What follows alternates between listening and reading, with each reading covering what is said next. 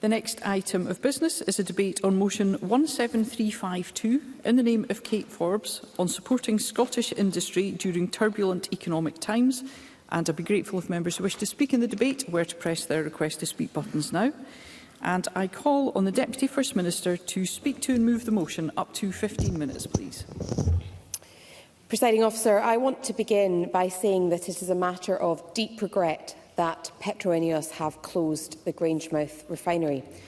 My immediate thoughts, and I'm sure I speak for the Parliament, are with those workers who will be made redundant over the coming months, and I reiterate the responsibility that the business has to support the workforce at this time. This is a decision that will have a devastating impact on hundreds of workers at Grangemouth and across the wider supply chain. It's a decision that we believe is premature and a decision which means that Scotland risks losing skills that are critical to our efforts to deliver a just transition to a net zero economy. We are already supporting the workforce at this difficult time, and today must be fundamentally about reassuring them and everybody employed at the refinery and in the supply businesses that they have a future. I will. Stephen Kerr. I agree with what the Deputy First Minister is saying, but does she share my concern, the concern of many members of this Parliament, that we learn this news by way of a post on X from Colin Mackay of STV? Well done, Colin Mackay, because he's obviously got good sources. But what does it say about Petro-Ineos?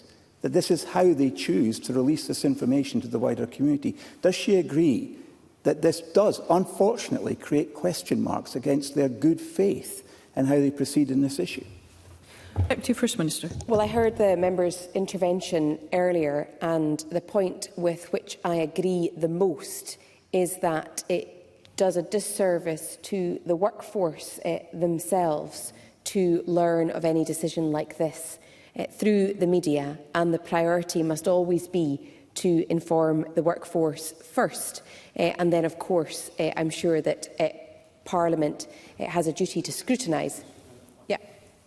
Daniel Johnson. I'm very grateful to the Deputy First Minister for giving way and for her answer today. But could she clarify, was the government given any advance warning in advance of the announcement via X alluded to by Stephen Kerr? Well, in terms of the finer points of timescales, the only reason I can't be definitive is that I was in Cabinet this morning and I too learned from online sources. But whether or not wider government was informed, I'm afraid that isn't something I wouldn't have thought it was more than a few minutes. So I think it's highly unlikely. I would have given a more definitive answer, but he's asked about questions of timescales, and I certainly was not given any advance warning as far as I know. And if the team at the back want to clarify that, I'm sure they can. Let me go back to the workforce. Their skills are valued and we want them to stay, to live and work here in Scotland. That is why we have provided up to £450,000 for a skills intervention, which is being delivered by Forth Valley College to help retrain and upskill affected workers. That will enable them to progress to the sort of new jobs that will be created through the Project Willow proposals and other opportunities across the Grangemouth cluster. The UK Government must also stand shoulder to shoulder with those who have contributed so much to the Scottish economy, and I'll have more to say on that later. This debate couldn't have come on a more timely day, because it is an opportunity to recognise the huge contribution that Scottish manufacturing and heavy industry play in both our economy and our social, indeed cultural lives. They are the very lifeblood of our rich industrial heritage. I'll take an intervention. Ben Macpherson. I thank the Deputy First Minister for taking my intervention, and I know the Government are aware of a growing manufacturing company, Nova Innovation, who are a leading tidal developer with a manufacturing site in Leith in my constituency, and are considering starting another one in Grangemouth and are producing tidal power in Shetland. However, they have secured £100 million of investment, including from the EU and private investors, for a tidal array in Orkney. And unfortunately, that investment is at imminent risk due to challenges regarding seabed site access. Therefore, would the Deputy First Minister agree to meet urgently with Nova Innovation to help sort this situation and realise the investment? Deputy First Well, Minister. I am more than happy to meet with Ben McPherson and Nova Innovation. They are exactly the kind of business that we want to support in Scotland, not least working in the renewables space. And so I thank Ben McPherson for bringing that to my attention, and I'm sure we can schedule a meeting as a matter of urgency. I love a proper debate, so I'd be delighted to take another intervention. Stephen I want to thank the Deputy First Minister for being very generous in these interventions. But would she be prepared to address the issues that I think should probably be addressed in the ministerial statement, or better still in a debate? But would she be prepared to answer how many inquiries have there been, serious inquiries have there been, about the prospectus that is Willow? And has Petro Ineos indicated their willingness to allow the redevelopment of the site, which is really fundamental? And secondly, has the company indicated willingness to invest themselves in any of those 9 potential projects?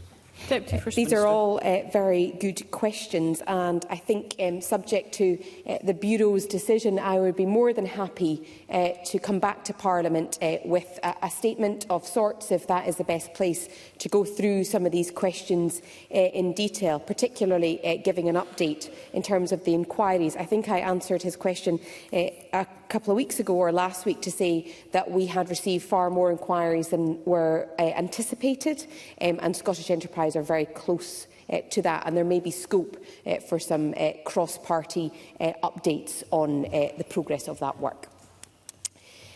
Presiding Officer, I was talking about the fact that our Scottish manufacturing and heavy industry play a key part in our current economy, but have shaped the nation as we know it today. And it is vital to our nation's prosperity. It accounts for over half of Scotland's exports, it employs around 178,000 people, and it contributes over £18 billion in GVA to the economy. And we want to see that contribution grow. We do that partly through the investment of £75 million in the National Manufacturing Institute for Scotland, but we're working to enable manufacturing companies, both large and small, in every region of our country to be the best that they can be, competing on a global stage. And NMIS has a mission that aligns with our own, to make Scotland a global leader in advanced, sustainable manufacturing. And who can resist giving Mr Ewing an intervention as well? Fergus Ewing. Well, thank you very much, Cabinet Secretary.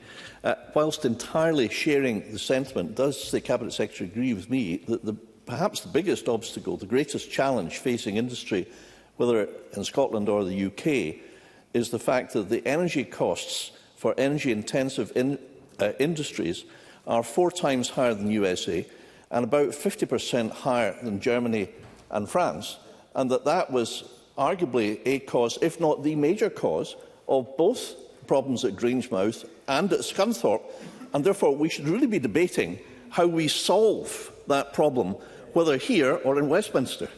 Well, once again, on that particular issue, couldn't agree more. And being clear about what the root causes are is vital if we want to support Scotland's manufacturing base. We are a nation that develops energy sources, that benefits from a surplus of energy in some regards, and yet our industrial sites are expressing concern about the energy prices. And of course, that is a reserved matter. It's an issue that I have raised a number of times with the UK Government. I know that there is discussion about reforms ongoing. I think we need that certainty. We need that certainty fast, and we need to break the artificial connection between gas and electricity. Presiding Officer, we are working with centres like NMIS, the Robotarium, to bring to fruition a number of plans for a deep tech supercluster. That was one of the original visions of Mark Logan. And we want Scotland to be a maker, not just a consumer, of world-leading products and innovations. By helping some of Scotland's most cutting-edge technology businesses to grow and scale their manufacturing operations here in Scotland, that programme will surely be a welcome boost to our long-term economic resilience. And that's all the more important, of course, as we look to deliver these things in the midst of very turbulent economic times. Just last week, the IMF highlighted the damaging economic headwinds from the tariff increases imposed by the US. And here in Scotland, we're already seeing concerns in key sectors like food and drink, machinery and life sciences. The First Minister held a roundtable recently with representatives from Scotland's business community to hear firsthand about the impact of US tariffs. And there is inevitable concern, and some companies with existing stock in the US taking decisions to pause further shipments until that position is clearer. The First Minister has spoken to the Prime Minister and made it clear that we need to see bold and decisive action from the UK Government that takes into account the particular needs and strengths of Scotland, and a conclusion shouldn't be reached without extensive engagement with the Scottish Government. I know that's what business wants to see as well. We have seen in recent weeks the UK Government's decision to take action to protect the British steel plant in Scunthorpe, and Fergus Ewing outlined some of the reasons why that was required. That decision provides some hope that they are prepared to act when vital national interests and assets are at stake, and we welcome that action. It protects the only plant in the UK that can make Creed steel and will, I hope, be part of a comprehensive future strategy for steelmaking across the UK. Presiding Officer, could you remind me how much time I have?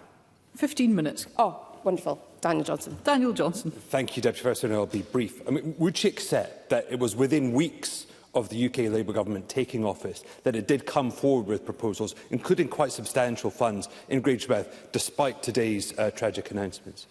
First Minister. Whilst I accept that the engagement from the very beginning was good, my concern is that if you compare what action the UK Government took in relation to the British steel plant in Scunthorpe, I don't think you can conclude that they took equally decisive and interventionist approach to Grangemouth. Now, the Secretary of State answered the questions in the UK Parliament on that, making the point around a number of refineries. But at the end of the day, where there is a will, there is a way. And in terms of the scale of intervention that would be required at Grangemouth, I don't think anybody is in any doubt that it would have required the UK Government to intervene at that level and that scale.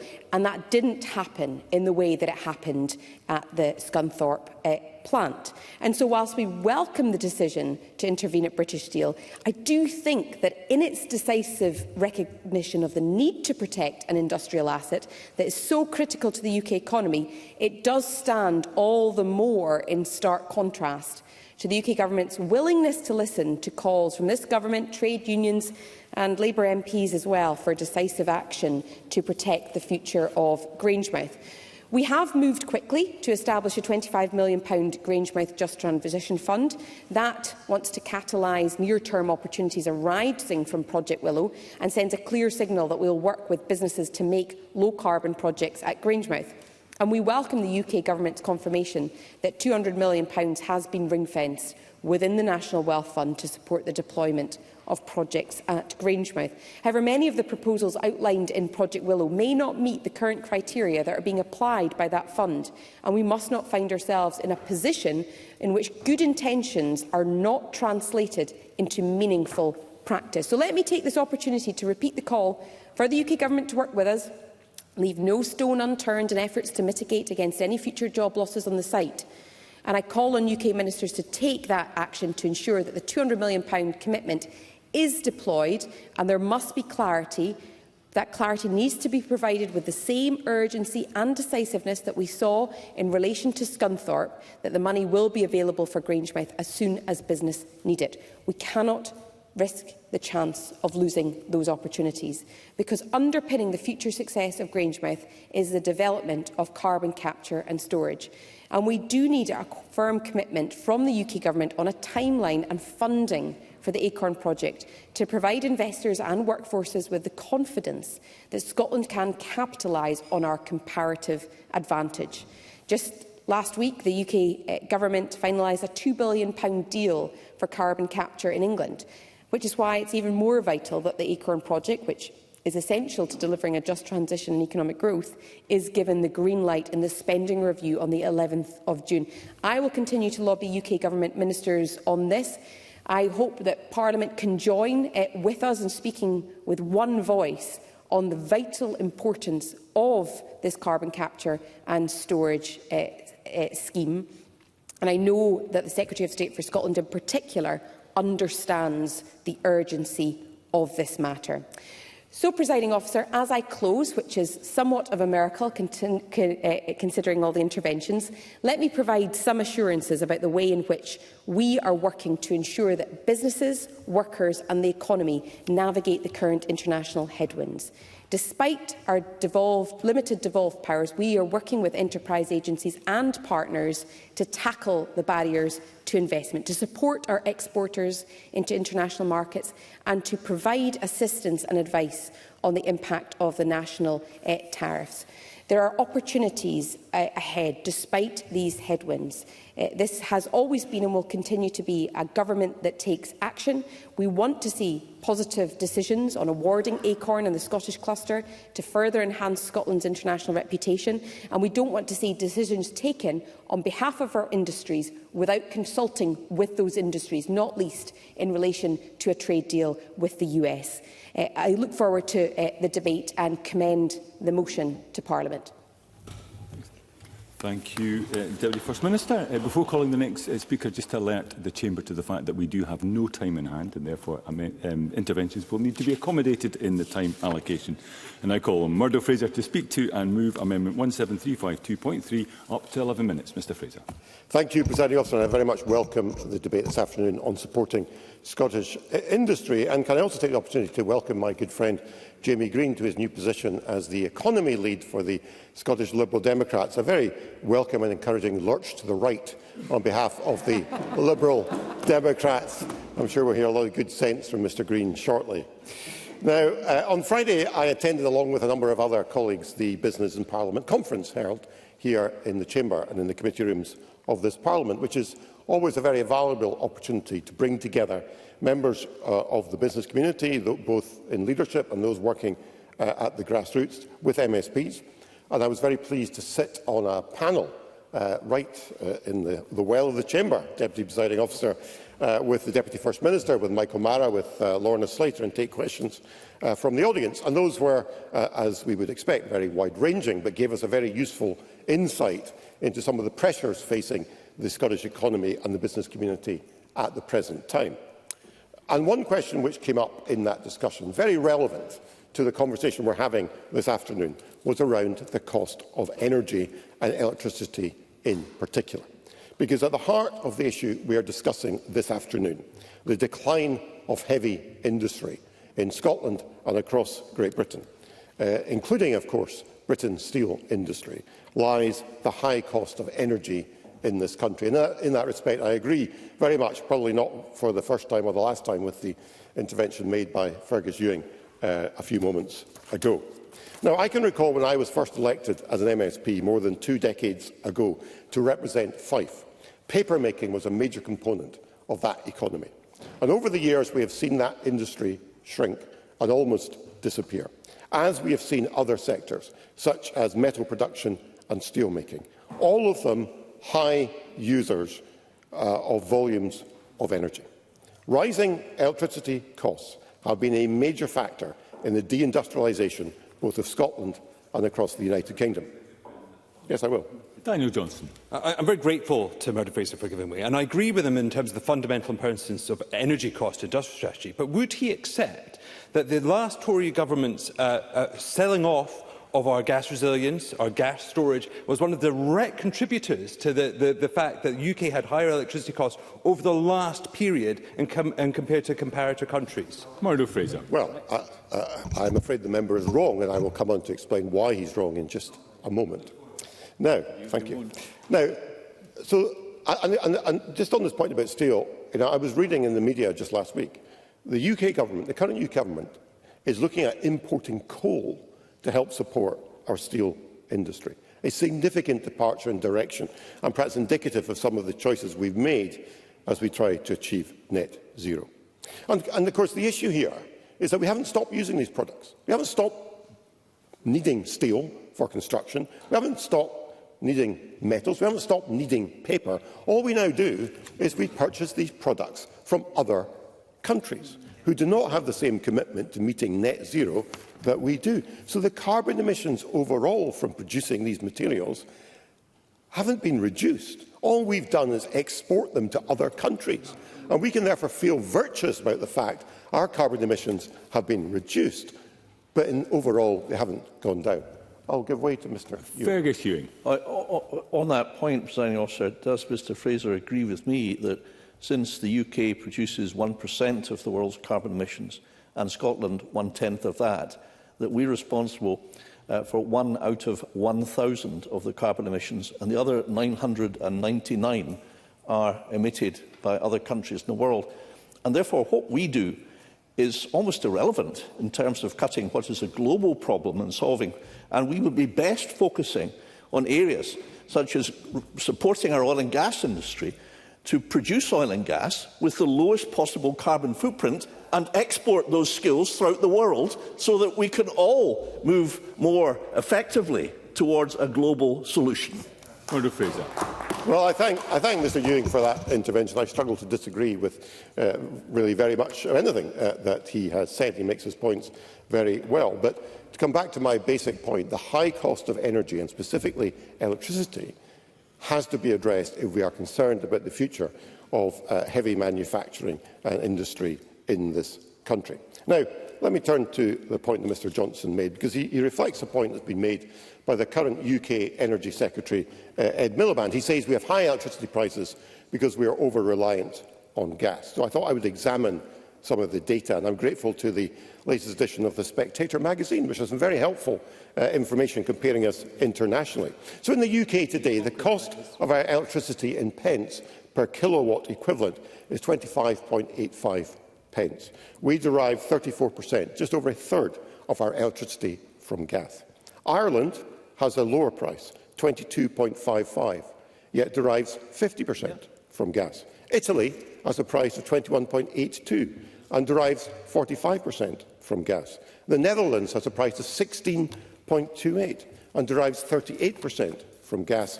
Greece has a price of just 15.31 and derives 32% from gas. And the US, which derives 42% of its electricity from gas, has a price of just 6.48 pence, less than a quarter of what we are currently paying. So in each and every one of those countries, deriving more of its electricity from gas than we do, they have lower, and in some cases substantially lower, costs, which suggests the issue lies elsewhere. And the Deputy First Minister said in her remarks, we need to be clear about the root causes. I agree. But it is very clear the root cause is not the component of gas in electricity production that lies elsewhere. Yes, I will. Deputy First Minister. I just wonder, all that being said, whether the member accepts too that one of the greatest hurdles to industrial expansion is access to the national grid. So long delays to upgrading national grid infrastructure means that my inbox is often full of businesses that want to expand, major companies that want to relocate, some of whom have been told that they must wait up 5 to 10 years to get access to the grid. So does he accept that there are some things that are perhaps more within the control of the UK government too that will make a difference? Murdo Fraser. Thank you. Well, I should just clarify. I wasn't criticising the Scottish Government's policy in relation to energy, because I entirely accept these are largely reserved matters. But I don't disagree with the point the Deputy First Minister made. Yesterday, I was meeting a house builder in the area I represent, who was expressing concern it could take 3 or 4 years to get a power connection to deliver 44 much-needed units of affordable housing in an area where there's huge demand, and the only constraint on that happening is the time it takes to get a transmission upgrade from SSEN, who I'm hoping to meet shortly to discuss the issue. But we are seeing massive investments in the green economy, in renewable energy, in infrastructure projects, transmission, in pylons. Welcome, because they are creating jobs. But they all have to be paid for, and they're being paid for by the levies we all pay on electricity bills, both as consumers and as industries. And we shouldn't pretend that isn't a factor in the high cost of electricity here, not down to the volume of gas in the energy supply. And we also need to recognise, and again I think Fergus Ewing made this point earlier, the importance of oil and gas. Today, Gary Smith of the GMB Union was quoted saying there is a growing sense of betrayal amongst workers about the approach being taken by the UK Labour government towards oil and gas, and it is, in his words, absolute madness not to be granting licences for oil and gas. And that's from somebody at the heart of the Labour movement, and I hope that Labour colleagues will listen to what he has to say. Now, coming back to the Scottish Government, I think what we've seen just in the last few days looks like something of a shift in the Scottish Government policy towards zonal pricing. In July last year, the Deputy First Minister was interviewed on Good Morning Scotland and suggested that zonal pricing could actually deliver free electricity for consumers in Scotland. I listened back to the interview this morning with great interest to hear what she was saying. And in October, she told the Holyrood Sources podcast that zonal pricing would right, in her words, the greatest injustice of our day.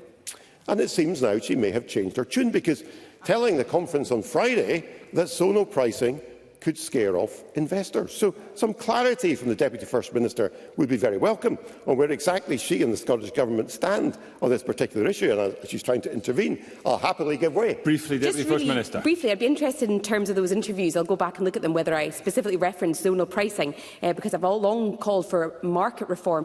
My point on Friday is really key, which is that cheaper bills could be delivered if there are investments and developments happening there. If the investments and developments don't happen, let's say in the Highlands, then people also miss out on the cheaper bills. And that is the dynamic that I was referencing on Friday. Okay. Well, thank you for that intervention. It doesn't really answer my question, though, Deputy First Minister, which is where does the Scottish Government currently stand on zonal pricing? Is it for or against? I would happily give way again if she wants to clarify that point. Briefly, Deputy First Minister. The UK Government a number of times. We're supportive of market reform. We think it needs to be concluded quickly to provide certainty, and we are open to looking at the analysis as to whether or not zonal pricing will deal with the point that I've just identified, and we're not convinced it will yet. Murdo Fraser, if you could bring your thank you, Presiding Officer. Well, I think that's a maybe, Presiding Officer. I appreciate I've taken lots of interventions and time has escaped me. Let me just say very briefly two more things. First of all, the Government's entirely right to recognise the importance of the Grangemouth site. Today's news is extremely distressing for the staff there. I would very much welcome a government statement in terms of what wider action they can take. And finally, there's a lot in my amendment I've not even had a chance to touch on about what the Scottish Government should be doing better to support business in terms of taxation, regulation, planning and so much more. It's all covered in my amendment, Presiding Officer, and I'm very happy to move it. Yes. Thank you. Thank you, Mr Fraser.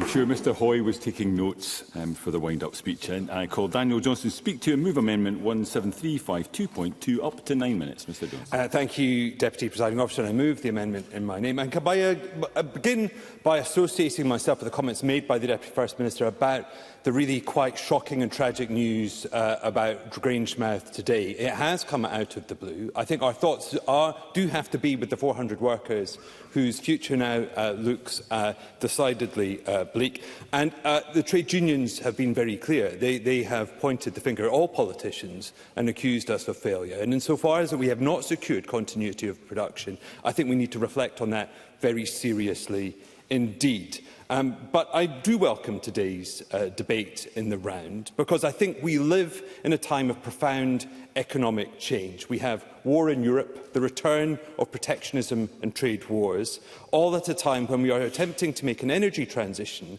of a scale and at a pace the like of which has never before been attempted. So therefore, the security of our industrial base and our supply chains is vital in the context of these three factors. And it is a question where many of the assumptions that have been made in recent decades have been altered, if not upended, radically in recent years and months. And so it's within this context that I welcome the ability and the opportunity to discuss the new UK Labour Government's approach to British Steel, because it is a government that will always do what is necessary to keep the UK secure at home and strong abroad.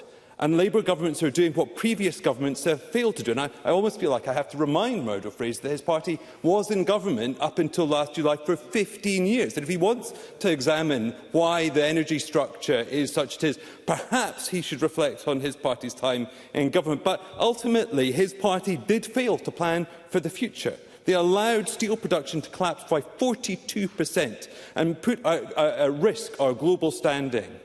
Labour refuses to make those same mistakes. This is a government that has acted in the national interest to secure UK steel making.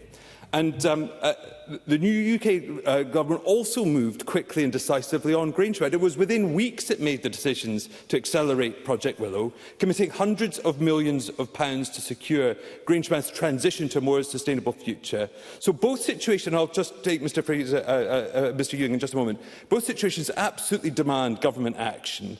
And this Labour government has acted, but the nature of those actions is different because of the different circumstances in the two situations. Mr Ewing. Fergus Ewing. I'm most grateful, and I welcome the general arguments that he makes. However, the UK steel industry, represented by the association with whom I spoke yesterday, have two main asks for energy. One is to increase the compensation payable for network charges from 60 to 90% as appertaining in Germany and France. And second is to have a two-way CFD, again, pegging the UK energy price to that pertaining in Germany and France.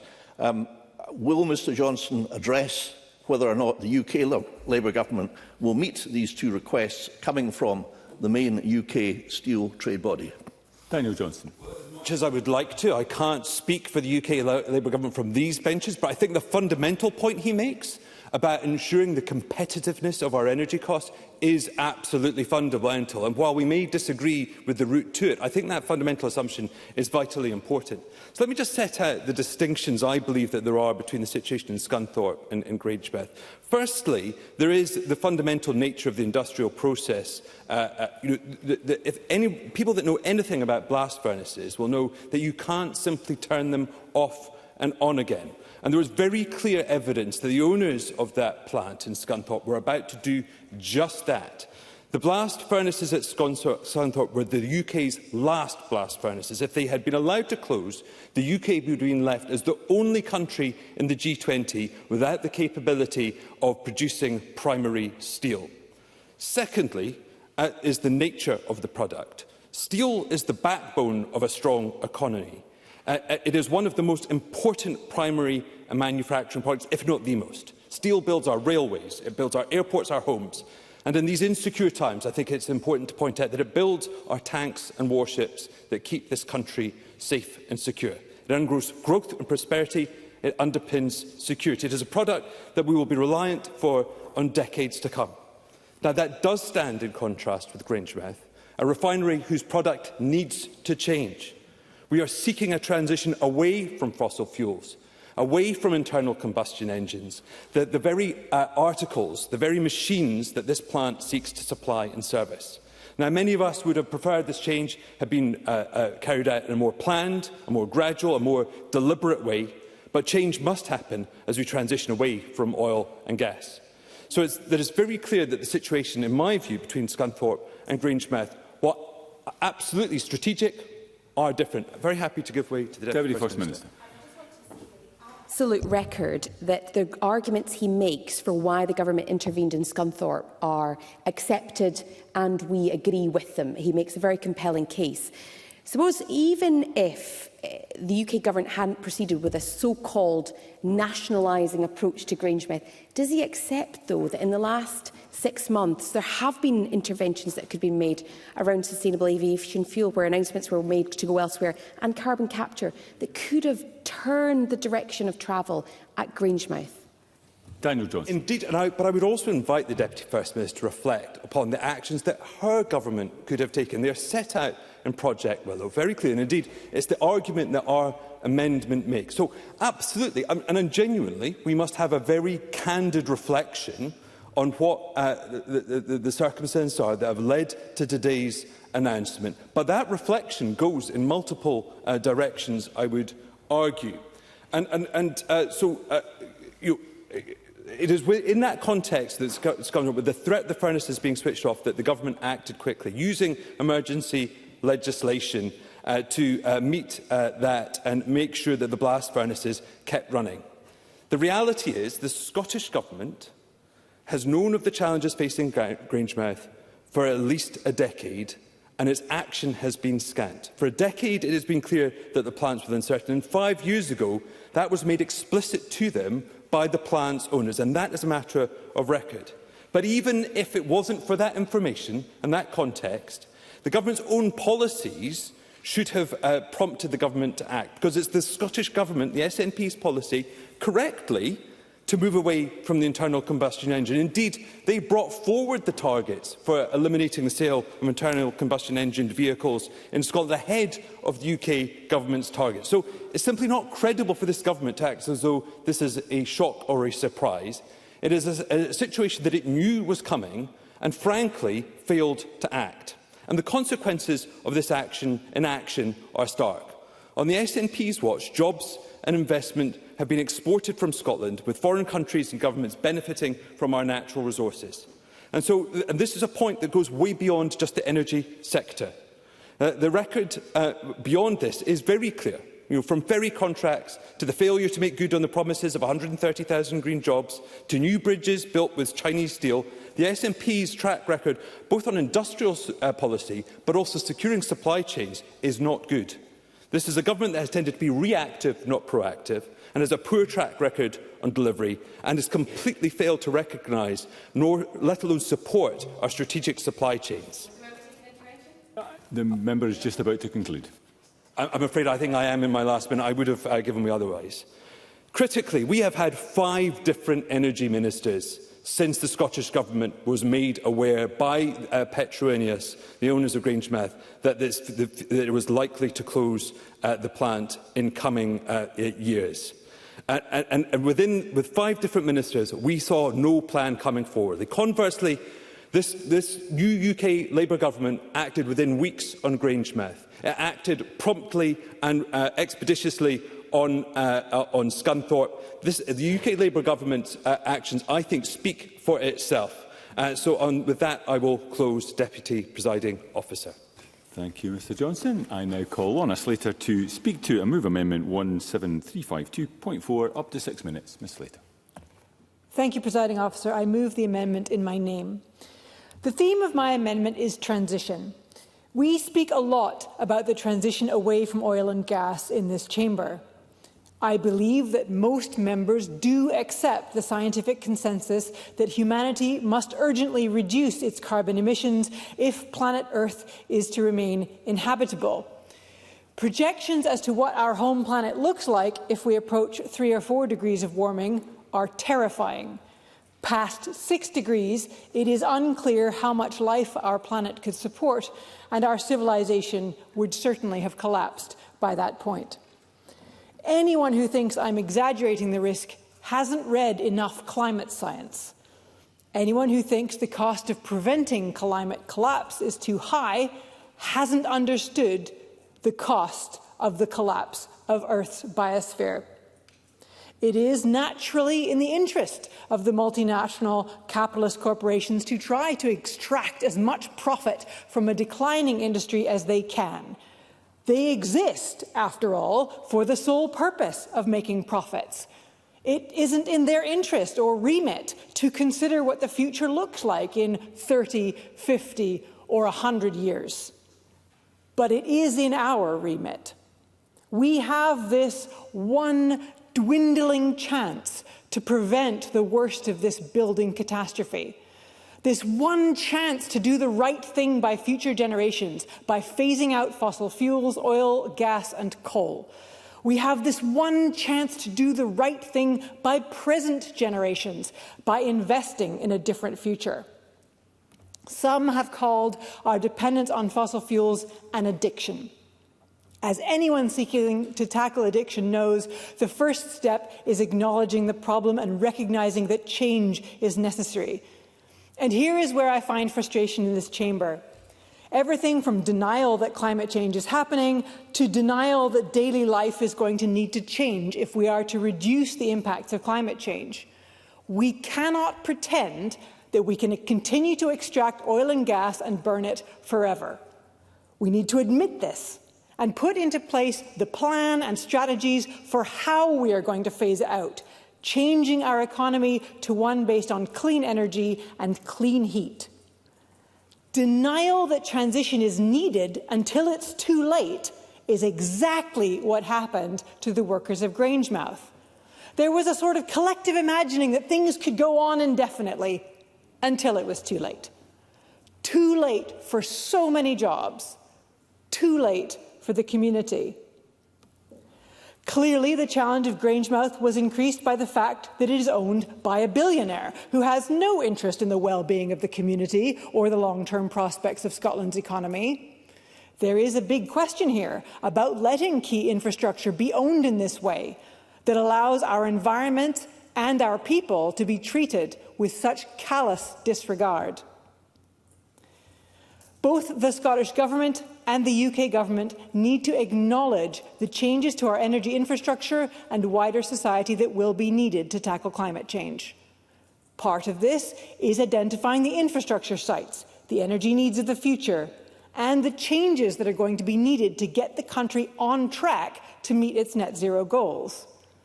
We need a clear plan, not just hand-waving that we're okay to carry on as we are. Don't worry, carbon capture will sort it out. We are not, and it will not. It is clear that for there to be a just transition, substantial government investment will be required, far beyond the means of the devolved Scottish Government. Certainly, Kirkhoy. Kirkhoy. For giving way. I accept that we are on the path towards a just transition, but doesn't she realise that that transition also has to be realistic? And wouldn't it be better that we were using the products of the North Sea here in this country rather than importing it from other countries? That makes no sense. Lorna Slater. Once again, the member seems to misunderstand the nature of the international market for oil and gas. Those North Sea oil fields are not being extracted by public companies who can decide to sell that beneficially to the UK or to Scotland. They are being extracted by international corporations who will sell it to the highest bidder. That may or may not be the UK, but in no way does that protect the energy needs of the UK. It simply does not. The Scottish Government and the UK Government need to work together in a strategic way, proactively, to plan this transition and not simply deal with disasters after they happen. The changing climate is not the only external shock coming our way. Having Donald Trump in the White House means more shocks are coming. It is likely that his on-again, off-again tariff policies will lead to recession and damage the global economy. It is possible that American support for Ukraine may be withdrawn, leaving Europe and the UK to have to support Ukraine ourselves with the consequential costs. These shocks will require additional government intervention, which will require additional government resources. The UK Government, with its full suite of powers, will have to think carefully about how to raise these resources. Cutting public services further is a self-defeating strategy. Growth in the face of global economic slowdown is a mirage.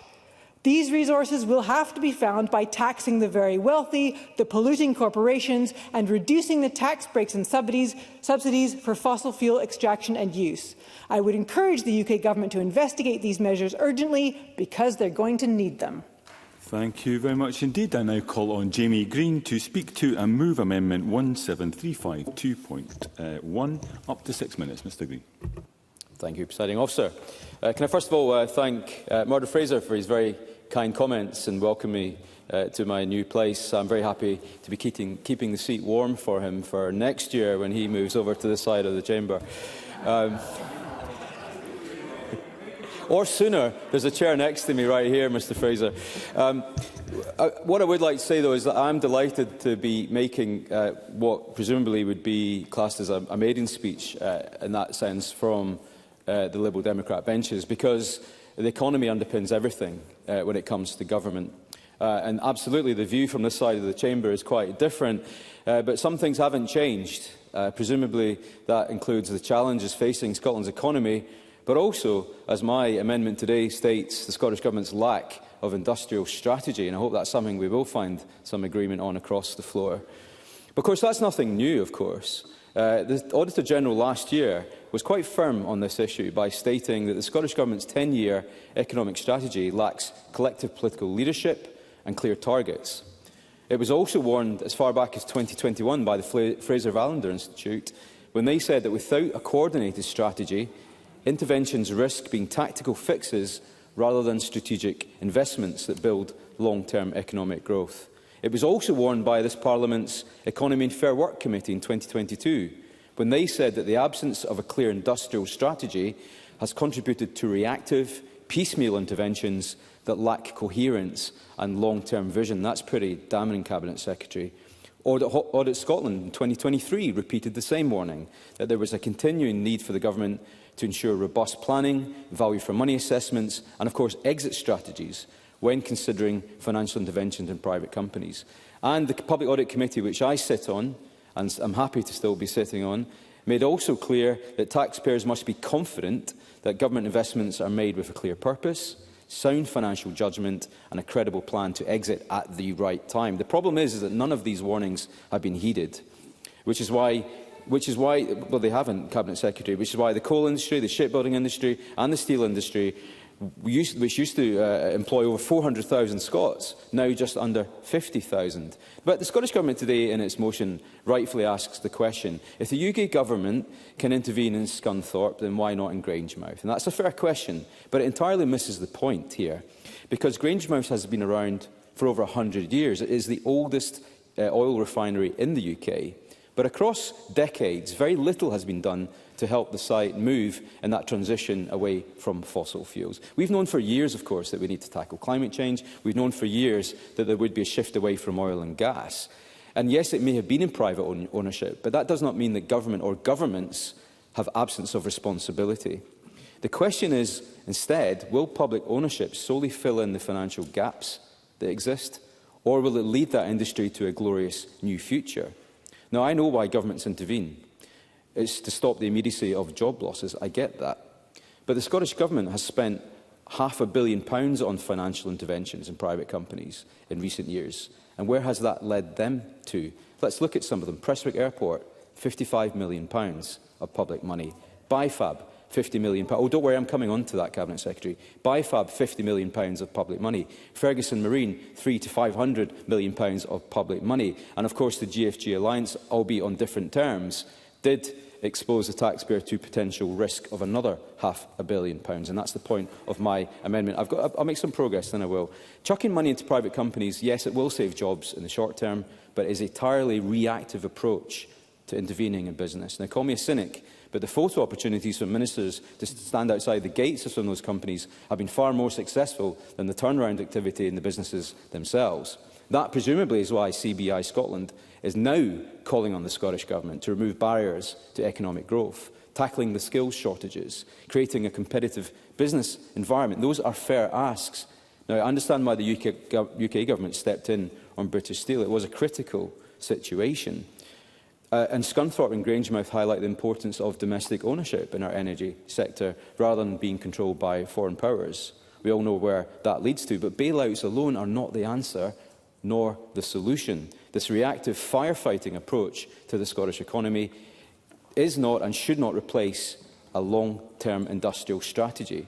Businesses are adept at changing in tough circumstances. It's what business does best. It's what the private sector has been doing for years. But when it cannot survive, the government, if it chooses to intervene with public money, must use exceptional due diligence during and after those interventions, because lessons are not being learned. I've seen it firsthand on the West Coast. Let's look at Prestwick Airport. 2013, it was bought by the Scottish Government, and it is still in public ownership with no vision in sight to return it to the private sector. The same be true of Ferguson Marine back in 2019.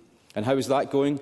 The yard is losing out on much-needed contracts for new ships, and the private sector is going to Liverpool. Look, I have no problem with any government intervening in private business with the purpose of saving jobs and preventing the collapse of industries. We all want to see good people and good jobs. But when the government does use public money to do so, it needs to demonstrate prudence and honesty with the taxpayer. It needs to be honest about the risks involved and the robustness of its exit strategy if there is one. And that is the point of my amendment today, and I urge the Chamber to support it. I move the amendment in my name. Thank you. We now move to the open debate. I call first Eleanor Whittam, to be followed by Pam Gosal. Up to 6 minutes. Ms Whittam. Thank you, Deputy Presiding Officer. First, my thoughts are also with the workers and the wider Grangemouth community today. It would also be remiss of me as a Canadian citizen not to use this opportunity to congratulate Mark Carney on becoming Canada's new Prime Minister last night on a platform that was defined by one simple but effective statement: Canada Strong. In the face of hugely turbulent economic times, with the threat of a tariff war between the United States and Canada dominating over the last few months, this message united the majority of Canadians who, to quote a much loved and used Canadian hockey term, put their elbows up to defend and promote Team Canada.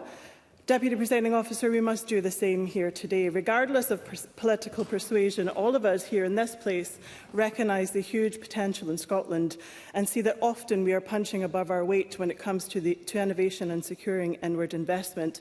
A record number of foreign direct investment projects were secured in 2023 in Scotland, the only part of the UK to see growth for 5 consecutive years and to its highest level in a decade.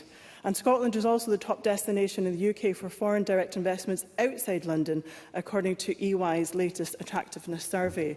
Scotland's economy grew by 67% in real terms between 1990 and 2022, at the same time as we cut our greenhouse gas emissions in half, showing how tackling climate change and growing a thriving green economy go hand in hand. Presiding Officer, Scotland is open for business. Support in the UK for business cannot stop at the border. There is no denying that Scotland has the potential to lead in high-growth industry sectors like advanced manufacturing, net-zero industries, life sciences, innovation and AI. On the world stage, it is recognised there can be no better investment than an investment in Scottish innovation, because we have the talent, the skills and resources in abundance to be a major player in the energy transition and to secure a prosperous and sustainable future. But it's also abundantly clear that we need cooperation across the UK from all spheres of government to actually realise the potential that we have in spades. Westminster has repeatedly failed to equitably spread opportunities of investment, employment and prosperity across the United Kingdom, and the UK Government must urgently develop a collaborative industrial strategy for the whole of the UK and recognise all that Scotland has to offer. Many here today will speak about Grangemouth and Project Willow, or the North East and Acorn. I want to spend the small amount of time I have left speaking about the sleeping giant that is Ayrshire, where my Carrickcumnock and Doon Valley constituency is. Ayrshire has long been recognised the world over for producing the very best engineers who have innovated and pushed the envelope, my own father being one of them. But sadly, due to the economic downturn in 1980, he took his family and his skills to Canada. Recently, the Ayrshire Growth Deal, with over £250 million of public money investment promised, signalled to the region that all 3 local authorities and both governments were committed to wake this giant from its slumber.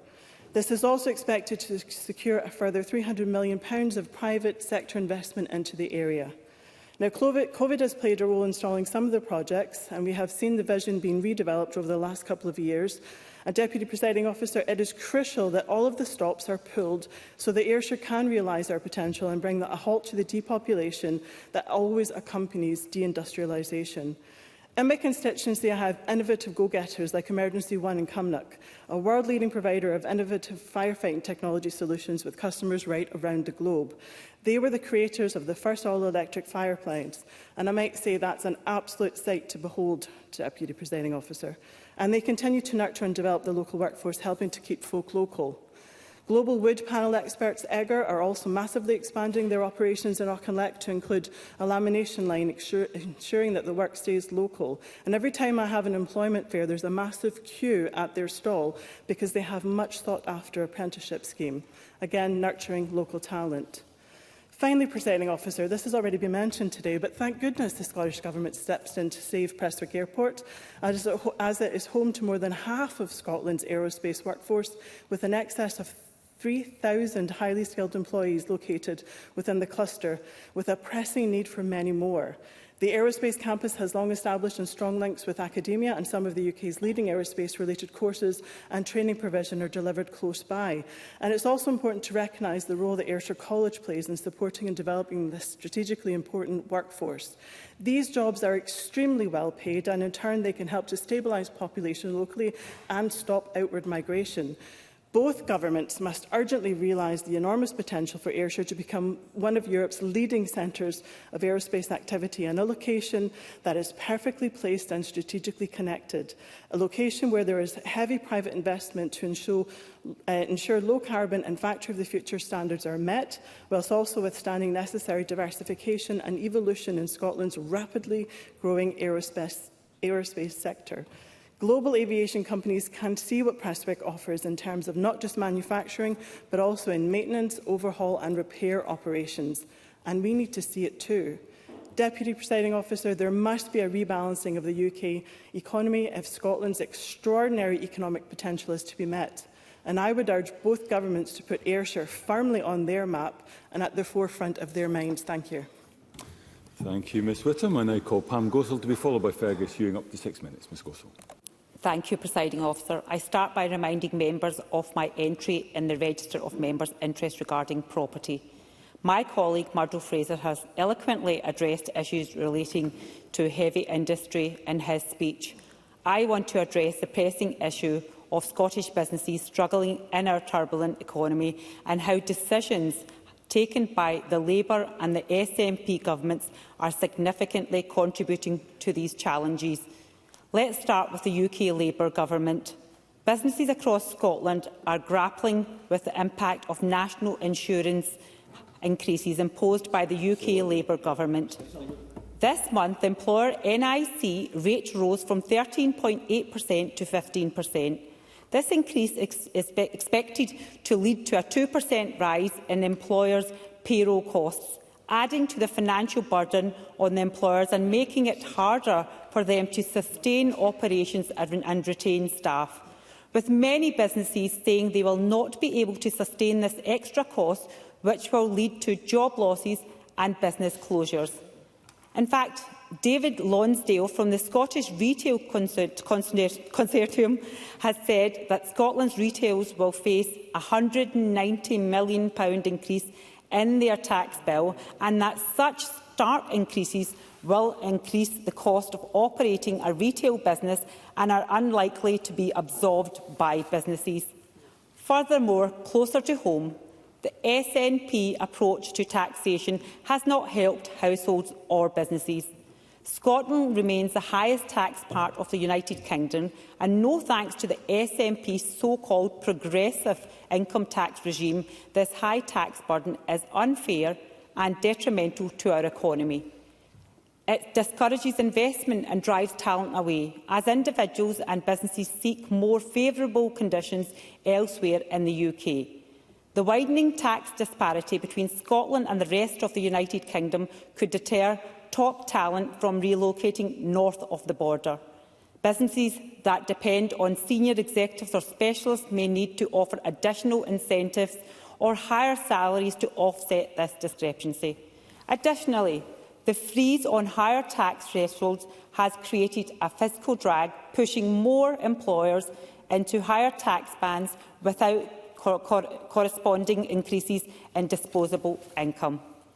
And let's not forget further damage by the SNP when it comes to business rates. Talk about rubbing salt in the wound for businesses as if they are not already struggling. Despite continuous UK governments providing funding for business rates relief, the SNP has not fully passed on this support to many businesses. This has resulted in many challenges for businesses, particularly small retailers and the hospitality industry, where soaring costs have forced many to reduce their operating days and freeze hiring, leading to job losses and reduced economic activity. Professor Marie Spowage, Director of the Fraser of Allender Institute, said, "Economic conditions in 2025 are turbulent and uncertain, and are likely to remain so throughout the year. Therefore, the picture is still one of subdued growth. Many of the challenges businesses faced in 2024, from rising costs to policy uncertainty, have not gone away." Presiding Officer, I want to emphasise that stability is crucial for businesses to make long-term plans and investments.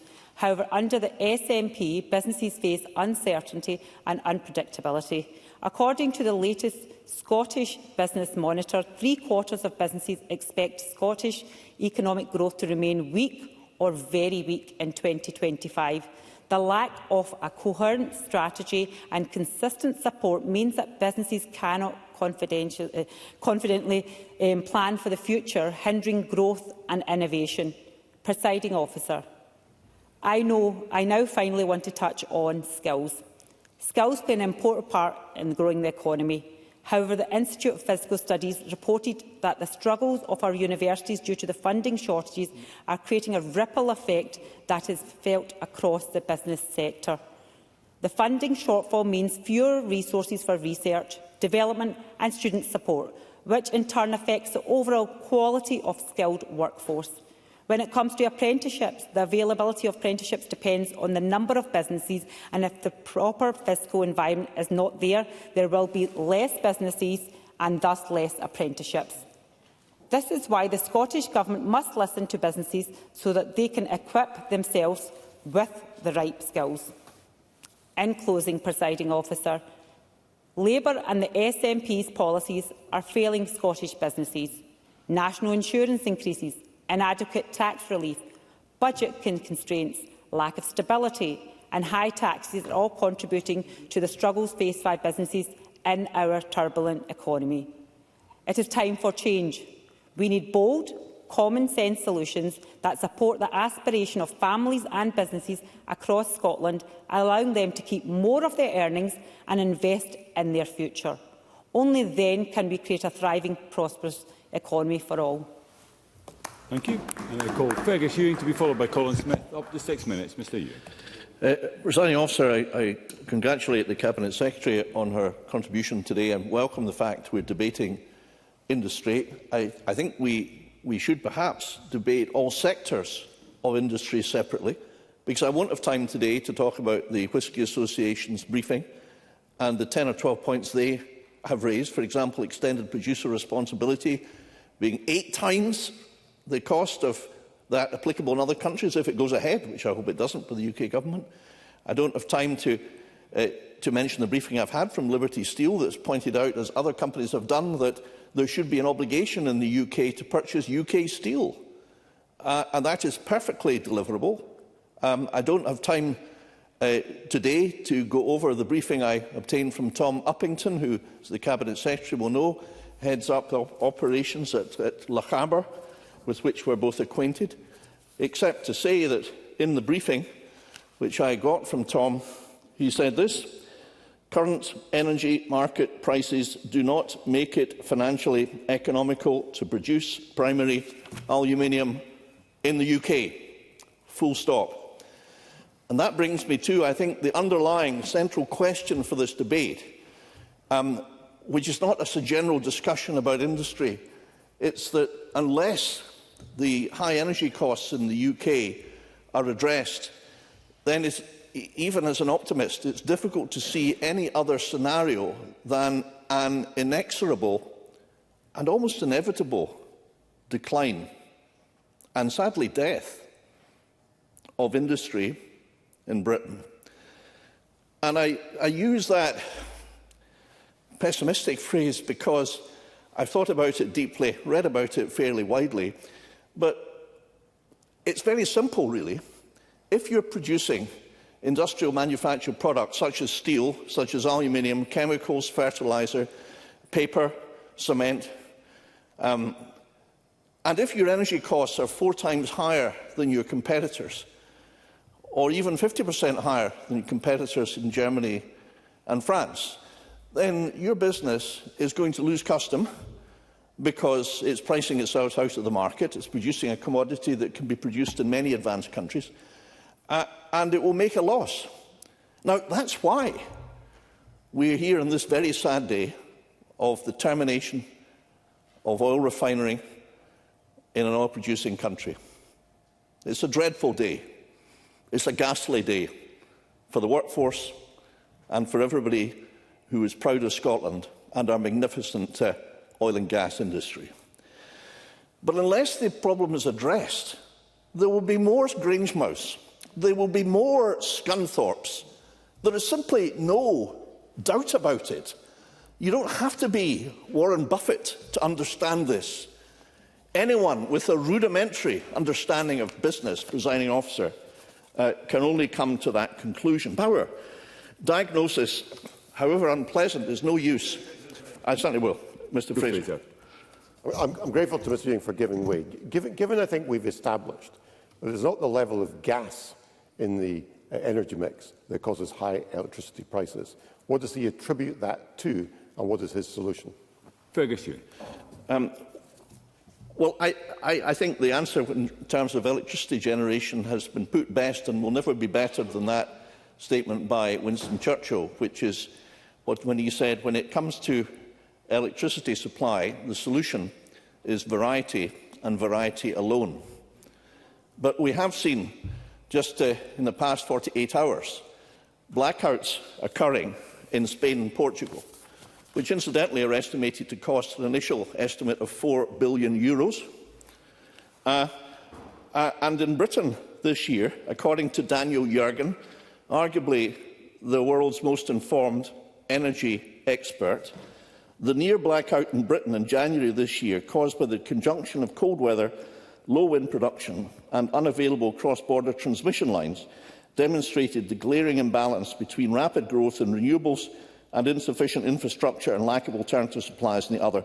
Natural gas is an essential component of an electric power system that is heavy on intermittent renewables that refer on the wind and the sun. And moreover, although I'm not an expert or a scientist, the combined gas cycle turbines now are more efficient because they use the hot exhaust from the gas turbine to heat water, creating steam to drive a second turbine, producing more electricity.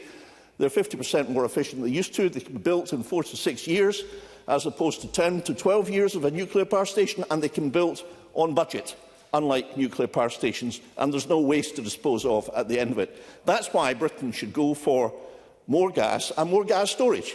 We only have a few days gas storage in the UK. You've got months in Germany. I'll take Mr Carson. Mr Ewing, you won't, because you'll be winding up very shortly. Well, I'll wind up then. I'm sorry to Mr Carson.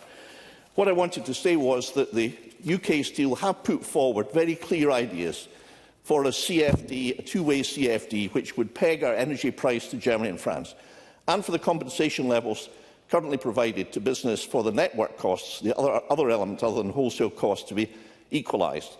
That is a solution. That is a prognosis. Let's all work together in all the main parties that are serious about this to deliver such a solution for Scotland and Britain. Thank you. I now call Colin Smith to be followed by Gordon MacDonald. Up to 6 minutes, Mr Smith. Thank you, Presiding Officer. There's no doubt these are turbulent economic times, global instability, shift in trade policy, the urgent need to respond to the climate crisis are reshaping the way industry must operate. But the question today isn't about recognising the challenges, it's about rising to meet them.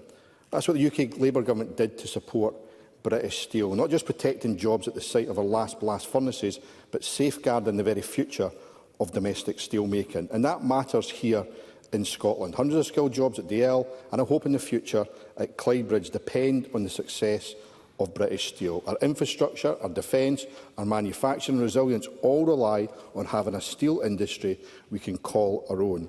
So when the Labour Government saw risk, they acted urgently, decisively, strategically. Presiding Officer, I only wish that when the then UK and the current Scottish Government were first made aware of the risk to the refinery at Grangemouth, we had seen that same urgency. Production, as we've heard, has now ceased at the refinery. Our thoughts are first and foremost with the workers there and their families. Those workers kept this national asset running for decades and deserved better. They should have been at the heart of a proper plan for transition years ago. Instead, they've been let down and left behind. When given evidence to the Economy and Fair Work Committee in November last year, Petroennis told us they had approached the Scottish Government more than 5 years ago about the need to transition the Grangemouth site. The former Energy Minister met with them in February 2022 when he was warned about the likely closure of the refinery. That's over 3 years ago. Yet when our committee published its Just Transition report on Grangemouth in 2023, we said, and I quote, "There is no evidence of a clear, joined-up approach across government. No timeline, no worker-led strategy, no plan." We had 2 governments asleep on the job. Since then, we've seen a change of UK government, and within months, a commitment of £200 million to support a clean industrial future for Grangemouth through Project Willow. Biofuels, hydrogen, sustainable aviation fuel, a roadmap to protect skills and secure investment. But when it comes to the delivery of Project Willow, we cannot afford a repeat of the drift and delay that defined the last 5 years. We need urgency to attract investment, change regulation, develop infrastructure and secure what jobs remain at Grangemouth and, crucially, those supply chain jobs across the country.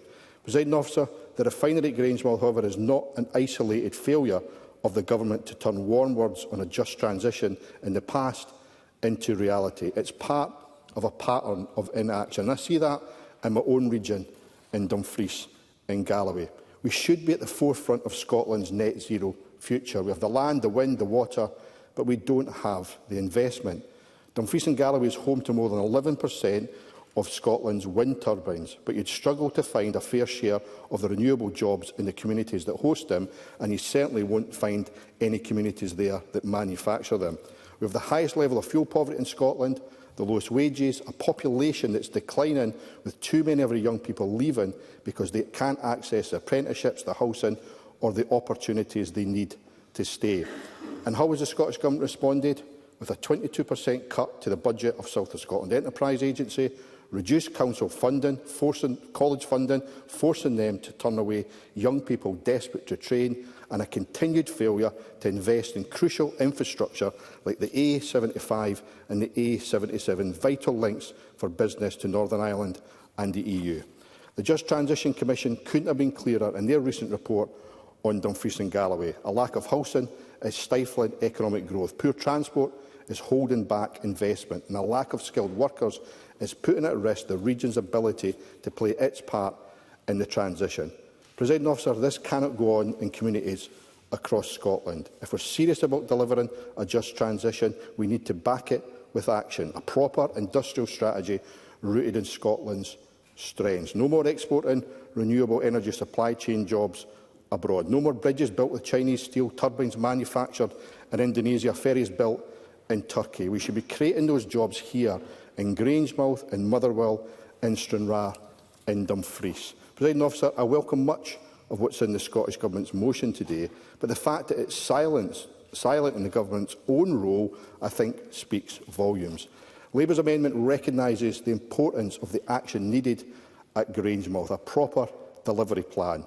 We owe it to the workers at Grangemouth, but we also owe it to the young people across Scotland wondering whether they have a future in their hometowns, and to the communities in every part of the country who are still waiting, still hoping for the just transition they were promised by this government.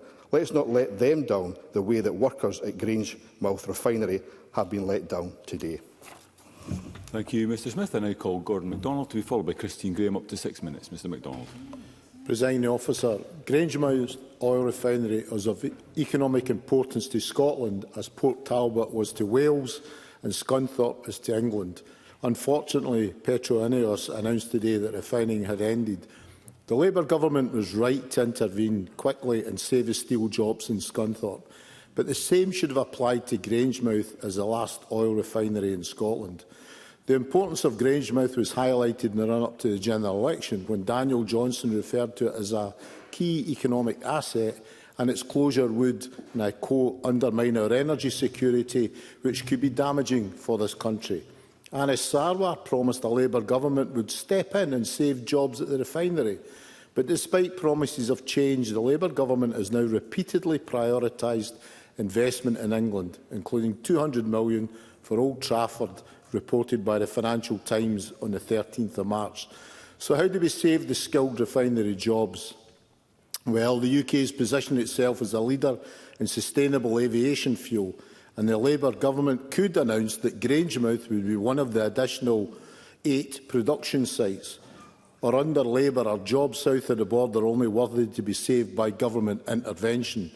Another example would be the £800 million supercomputer for Edinburgh University promised by the previous UK government. In 2024, Labour shelved the plans to build a state-of-the-art supercomputer at Edinburgh University, which would have been 50 times faster than any current computer in the UK. This cancellation was after the university has spent £31 million in a purpose-built facility for the supercomputer as part of the Edinburgh City deal.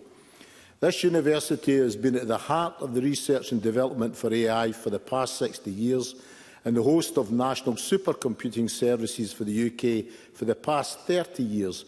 Then in January 2025, Labour launched the AI Opportunity Action Plan to make the UK a global leader in AI. The AI growth zones will start in Culham in Oxfordshire, where approval planning for the data centres will be accelerated and access to the energy grid improved. The plan also includes a pledge to build a new supercomputer and increase the UK's computer capacity 20-fold by 2030. Is this another example of investment in England taking precedence over Scotland? Despite this setback, the Scottish Government, through the current budget, is investing £321 million in Scottish enterprise agencies supporting emerging tech, including AI and robotics, and programmes like the ambitious Tech Scaler. It's just a pity that Labour has once again turned its back on Scotland. Then there is the manufacturing sector, which faces challenges relating to automation, shifts in global supply chains and the need for greener production processes. One such sector is the whisky industry, which in 2024 alone accounted for £5.4 billion in exports and ranked as the world's most international trading spirit. Yet the Labour government's industrial strategy Invest 2035, with its ambition to drive economic growth by targeting high-potential sectors, does not include food and drink among its 8 key growth sectors.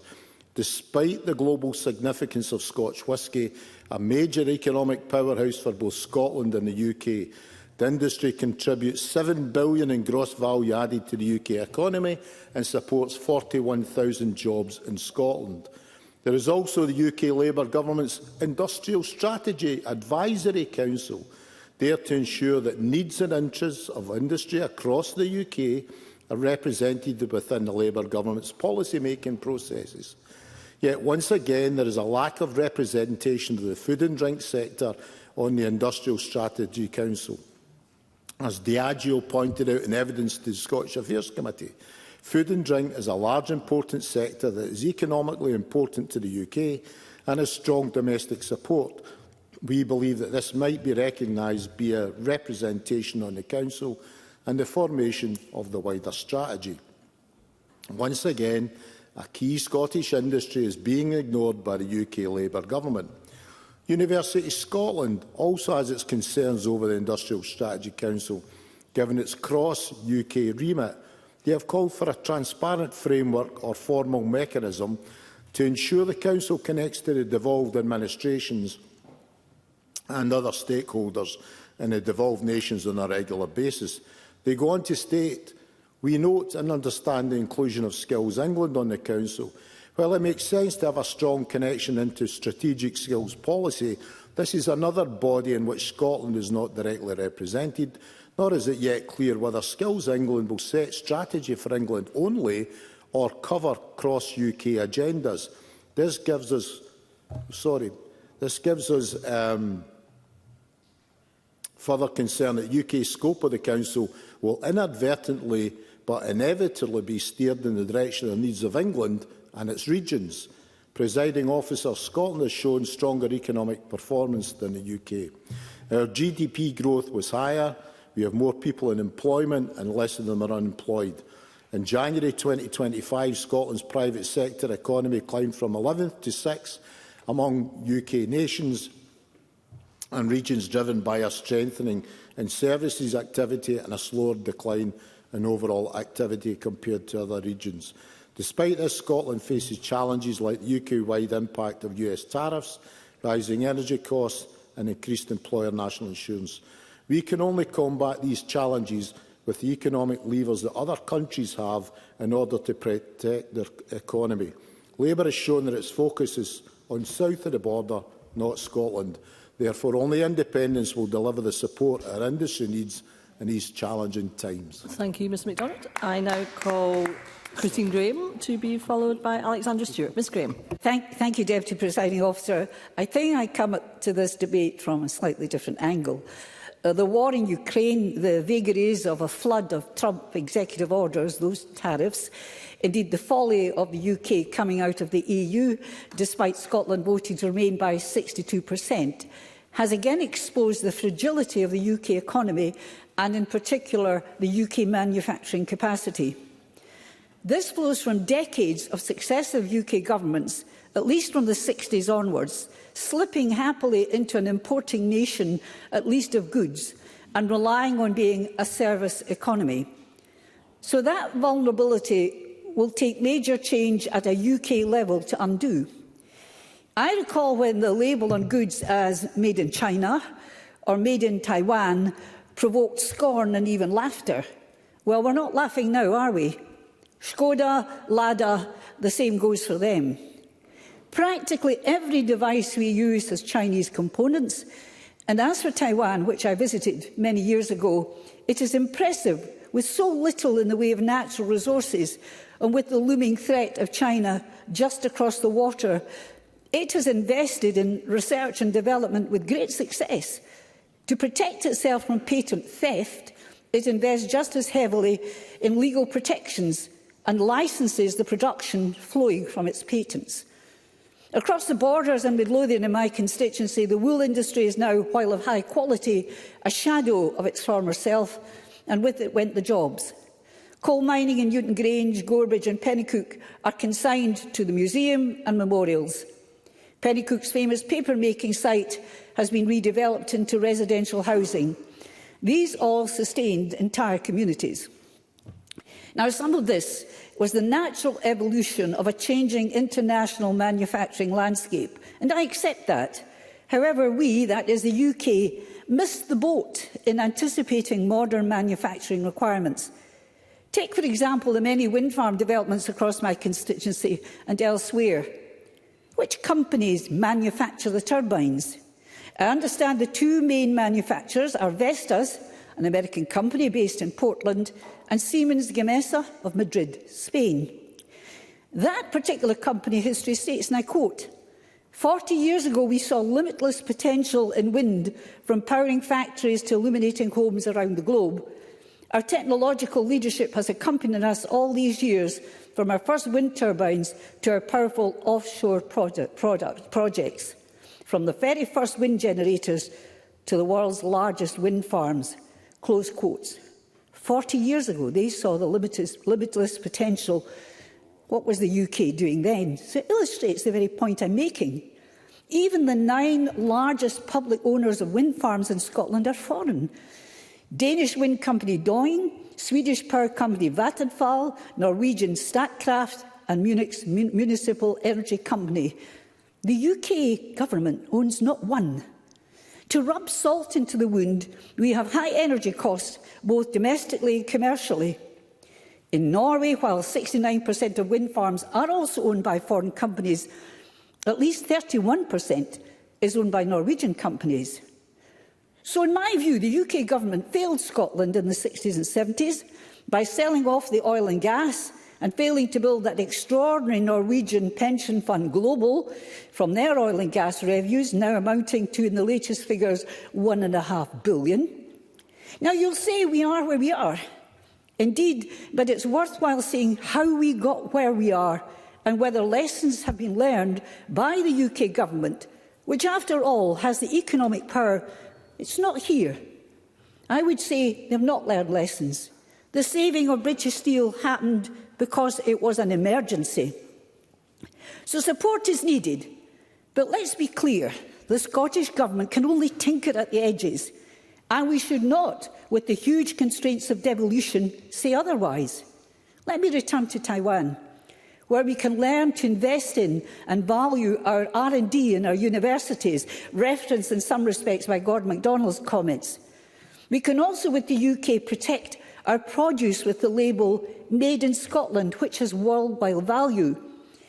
These are just two areas where the Scottish Government can make fundamental interventions.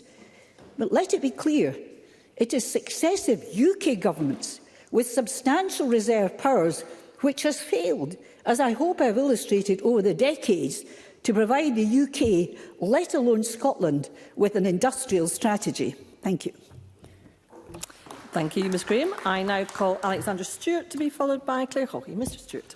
Thank you, Presiding Officer. I'm grateful for the opportunity to contribute to this afternoon's debate, and I'll be supporting the amendment in the name of my colleague Murdo Fraser. These benches are always happy to champion the needs of Scotland's industrial and manufacturing sectors, and these are undoubtedly challenging and turbulent times. Right across the United Kingdom, these industries have faced a stark reality. These include challenges such as rising energy costs, which are ongoing due to the war in Ukraine and have had a significant impact on prices for businesses across Scotland and the United Kingdom. While Scotland's industry is facing turbulent times, it's also facing uncertain times, and the announcement from Grangemouth today just confirms that. The loss of jobs, the loss of the refinery in that location will have a massive impact on Scotland and its economy. Disturbances of international trade and distributions that take place because of tariffs, for example, have made contributions more difficult for Scotland's exporters, even if Brexit has allowed the UK to avoid the worst of these tariffs. As Murdo Fraser's amendment highlights this afternoon, there have been decisions taken by both Scottish governments which have made the situation even more difficult and volatile. These include decisions taken by the Labour UK government in its last autumn statement. Labour's broken promise on the national insurance contribution will have inevitably a huge knock-on effect and difficulties for businesses to hire and retain staff. I would also like to talk about the difficulties, and there's a real talk about the difficulties that we have when it comes to the decisions that are being made within industry. The CEO of a PP Control Automation has warned that tax hikes will burden the manufacturing sector at a time where it's already having to deal with operational expenses and skill shortages. We have skill shortages across many sectors, Presiding Officer, and this will only exacerbate it.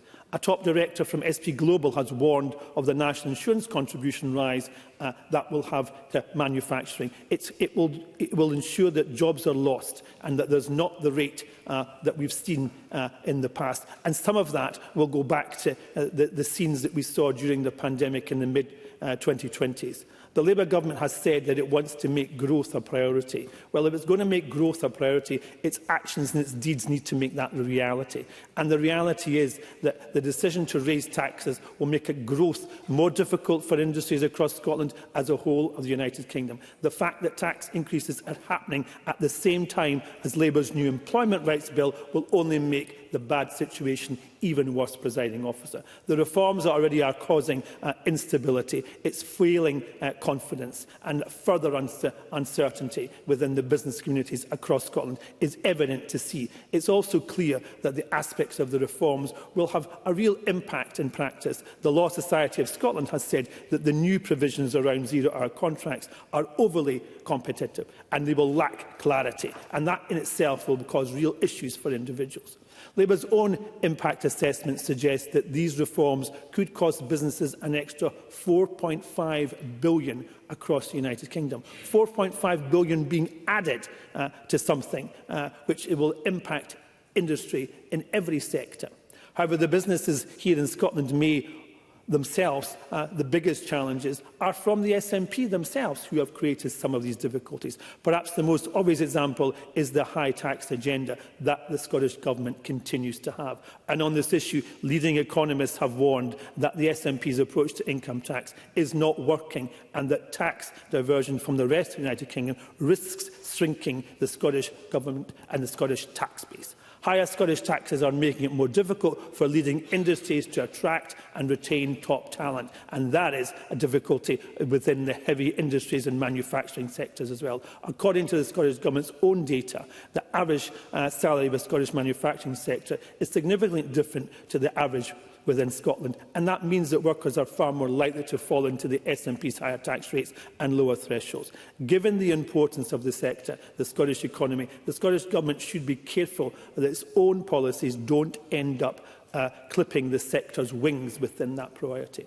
Presiding Officer, today's motion is right to talk about the turbulent times facing industries right across Scotland. While the Scottish Government can see the problem, they are not always offering real solutions to that problem. Scottish industries should be dealing with the higher tax burden across it, nor should it be dealing with lower-term growth, which has taken about £800 billion out of the Scottish budget. Businesses need that and the sense of common purpose. They need that common sense policies that aim to grow the economy and empower business for all sectors to thrive. Indeed, the contributions that we receive from hard-working Scots and the SNP should listen to the calls for them to cut the taxes and the burden that they're having to endure. So in conclusion, Presiding Officer, it's time for both Scottish Governments to invest in a competitive pro-business environment which empowers Scottish industries to thrive and survive for the future, because that's truly what we're capable of achieving and will do if that was offered. Thank you, Presiding Officer. Thank you, Mr Stewart. I now call Claire Hockey to be followed by Faisal Chowdhury. Ms Hockey. Thank you, Presiding Officer. This past decade or so has been very challenging in Scotland and the UK's economies, from the self-inflicted wound that is Brexit, which the new Labour UK government are fully signed up to, the COVID-19 pandemic, which understandably caused much of our economy to shut down, and more recently the cost of living crisis, which has impacted consumer spending and confidence, caused at least in part by the Tory party's Liz Truss's disastrous mini-budget. All of these have created huge economic stress that translates into real difficulties in people's lives. Brexit, COVID and the cost of living crisis have also been a toxic mix for businesses the length and breadth of the country, and they'd rightly be wondering when will they get a break. Unfortunately, due to a combination of external factors, that doesn't look like it will be any time soon.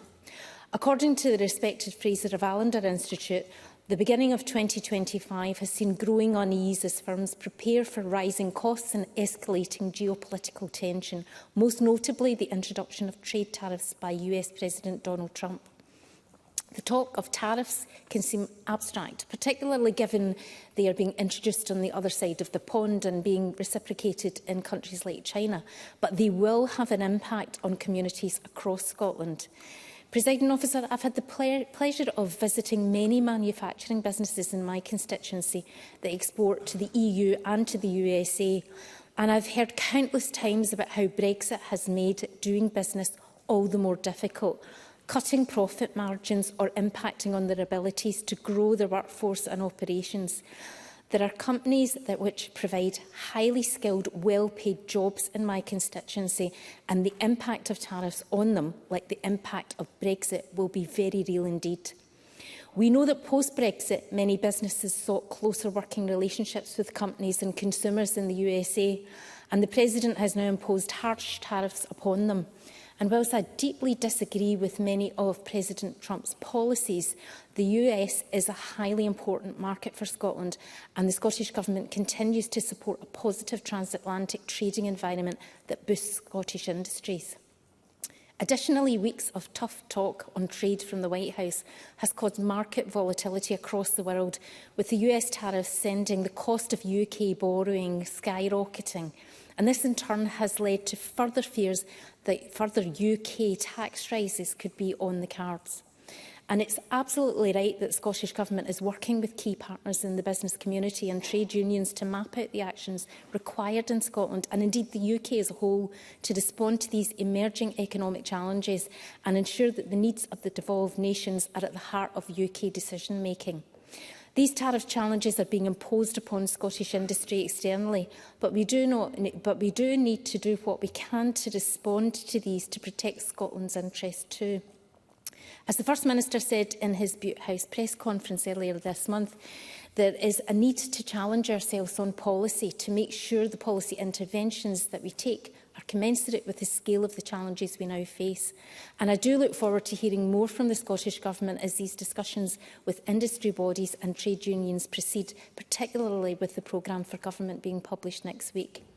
But crucially, given most of these powers are reserved, we need the UK Government to take action to minimise the potential harms from the current volatile economic situation. We need a fundamental rebalancing of the UK economy if Scotland's extraordinary economic potential is to be met. And this includes the removal of the self-imposed economic straitjacket of the Chancellor's fiscal rules, working more closely with the EU and reversing the increase in employers' national insurance contributions, a tax on jobs which is stifling growth. Presiding Officer, the Fraser of Allender Institute's most recent Scottish Business Monitor shows that 94% of firms expect cost pressures to increase in the first half of 2025, with 3 in 4 businesses highlighting national insurance changes as a significant concern. Now, I've heard from businesses in my constituency covering almost every sector who are deeply worried about the tax hike, from childcare facilities and GP surgeries to companies in the service sector as well as manufacturing businesses. And the reality is that national insurance increases are still to fully bite businesses, and so the economic outlook could potentially worsen as tax bills start to land. Presiding Officer, the UK Government's intervention with British Steel and Scunthorpe is welcome, and I've heard many across the Chamber welcome that during this debate. But we need the same urgency for Grangemouth, and we've seen the evidence this has been so sorely lacking today by the Westminster establishment. UK industrial interventions cannot stop at the border. The UK Government needs to get serious about protecting key industries, whether that's at Grangemouth, the Acorn carbon capture and storage project, or wider industrial projects. And as part of this, the UK Government must develop industrial strategy for the whole of the UK, working with the Scottish Government to do so. In closing, Presiding Officer, as the First Minister said in his Butte House press conference earlier this month, independence is a way round the damaging impact of Brexit on the country's finances and trade. Until such times as Scotland has the full powers of an independent nation within the EU, we need to work with the UK Government, and they need to use their powers to equitably spread opportunities for investment, employment and prosperity across the UK. The people of Scotland and the businesses in Scotland deserve no less. Thank you, Ms Hockey. I now call Fawzul Chowdhury to be followed by George Adam. Mr Chowdhury. Thank you, Deputy Presiding Officer. Heavy industry and manufacturing are woven into Scotland's economic and social history. From shipbuilding in Leith to brewing on the site of this Parliament, Edinburgh's history with manufacturing and industry continues today with life science businesses in the bio-quarter creating life-saving drugs. The manufacturing sector is vital to Scotland's economy, adding more than 15 billion in value each year and employing over 150,000 people. These industries are also strategically important, now more than ever, given events internationally. While I was not able to attend last week's debate on the international situation, I was able to see some of the remarks made by members, including my colleague Daniel Johnson's regarding globalisation. With Donald Trump's tariff, it is clear the game has changed. I will not go as far to say globalisation is dead, but our strategy should reflect that new reality. That requires taking actions to protect manufacturing and industries which are based in Scotland, and creating resilient supply chains for our businesses, which have seen shocks in recent years. In this regard, I welcome the action taken by the UK Government in protecting Grangemouth and saving British Steel in Scunthorpe, keeping the blast furnace running, saving skilled jobs, and preventing another one of our industries from being moved abroad. Had that not been done, the UK would have been the only country in the G7 without steelmaking capabilities, which during a time of growing uncertainty and while we increase our defence capability would not be good for our autonomy for Scotland industry. The UK Labour government's investment into Grangemouth and support for Project Willow also shows how state intervention can work to protect industries. 200 million invested to secure jobs and ensure Grangemouth is fit for the future should not be scoffed at. That is decisive action to support from industry in the long term, where the SNP knew about these issues for years and did nothing. To stand by as that is happening, then turn around after the work is done to call for nationalisation is simply not serious. With Project Willow, we have an opportunity to protect jobs, grow new industries and deliver a just transition. Governments should be working together to achieve that, not creating grievance where there was none. As these changes in global trade happen, we not only need to protect our manufacturing and industrial base, but take advantage of the changing flows of trade to expand it. While decades past, businesses offshored their manufacturing to other countries, moving jobs away from Scotland, times have changed. Where a 40-foot container previously cost £4,500 to ship from China to the UK, it has now cost £18,000. Supply chains are vulnerable to shocks. Members will recognise the number of shortages we have had in recent years. What we may begin to see in this global trading environment is a return of manufacturing to where customers are. A report from Medius shows that 58% of manufacturers have stated to reshore their supply chains and move production back to the UK. Additionally, a survey of senior manufacturing executives from PwC found 57% saying that they would increase investment in the UK in response to a long-term industrial strategy. The Scottish Government should be looking into see how we can take advantage of these trends and reserve the decades-long decline in manufacturing rather than offshore ferry contracts to Poland. Presiding Officer, with the global situation, we should be protecting Scottish industry. I'm pleased the UK Labour government stepped up to this task and secured the future of Grangemouth. I hope the SNP will work with the UK government to deliver a Project Willow and take advantage of the global situation to bring manufacturing to Scotland through a real industrial strategy. Thank you. Thank you, Mr Chowdhury. And I call George Adam. Mr Adam. Thank you, Presiding Officer. Presiding Officer, you know, everyone has to start their part in this debate with today's announcement at Grangemouth and what's happening there. And my heart and soul goes to the families that are involved, because I know what it's like. I know what it's like to be in an industrial town, and actually that industry that you use is absolutely destroyed and devastated by an uncaring UK government. I know exactly how that feels, because that happened to us in Paisley. That's what happened there as well. And these scars, Presiding Officer, they will run deep for a while, and it will be remembered by the people in these communities of what UK Labour did to them. And I am absolutely sick, Presiding Officer, of hearing £200 million for transition and how much it's going to make a difference for it, where Grangemouth today, we heard today's announcement, it is a fig leaf at best for many of the Labour members. And I want to be absolutely clear right at the very beginning here that Scotland is feeling the shockwaves of instability, not of our making, but the very much affecting our people and our economy.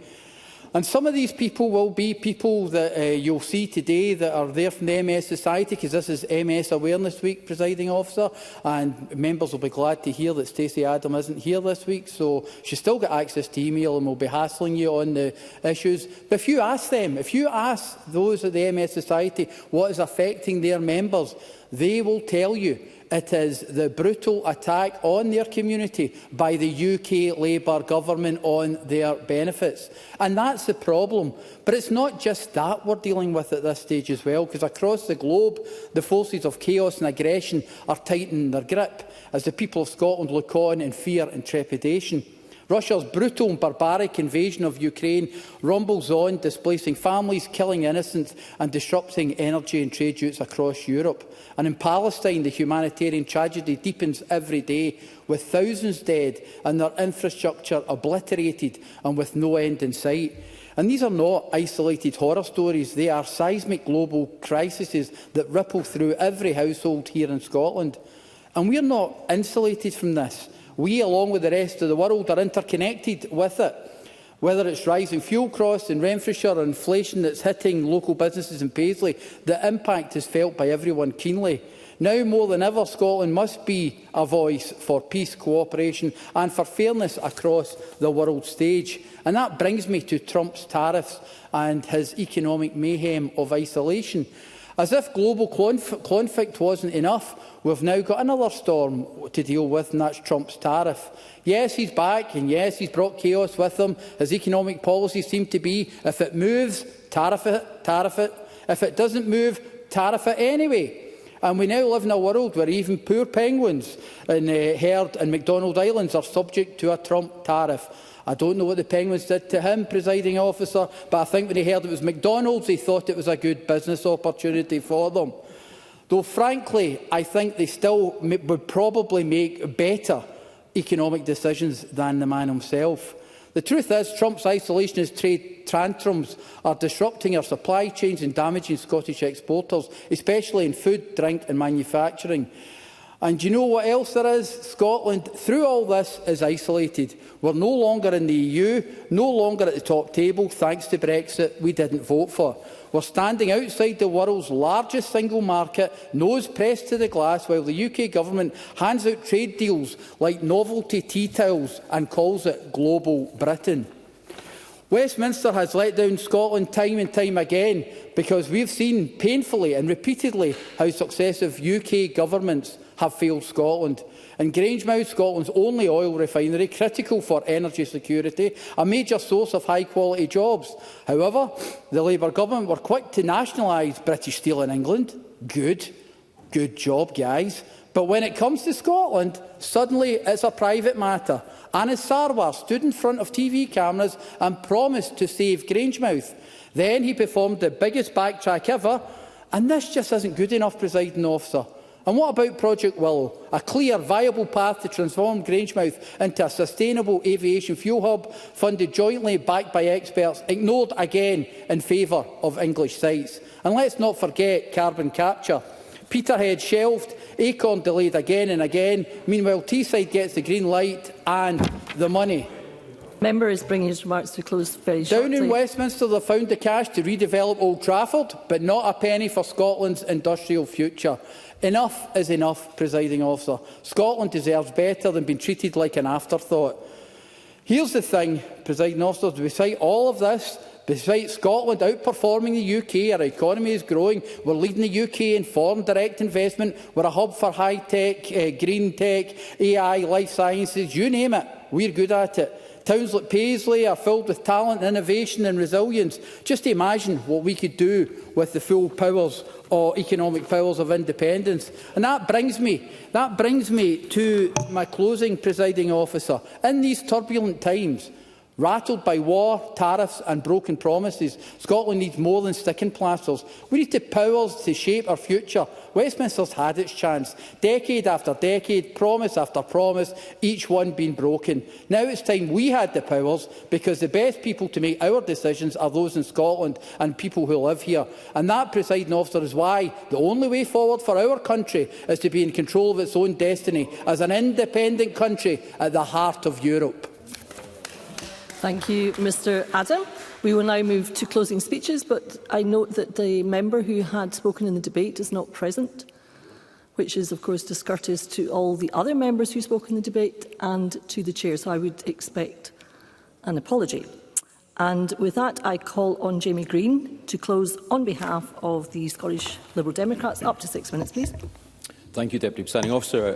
As the Deputy First Minister said in the opening comments, this debate could really not be more timely. The news from Grangemouth, as has been well rehearsed today, is a warning to each and every one of us that time is simply not on our side when it comes to supporting Scottish industry.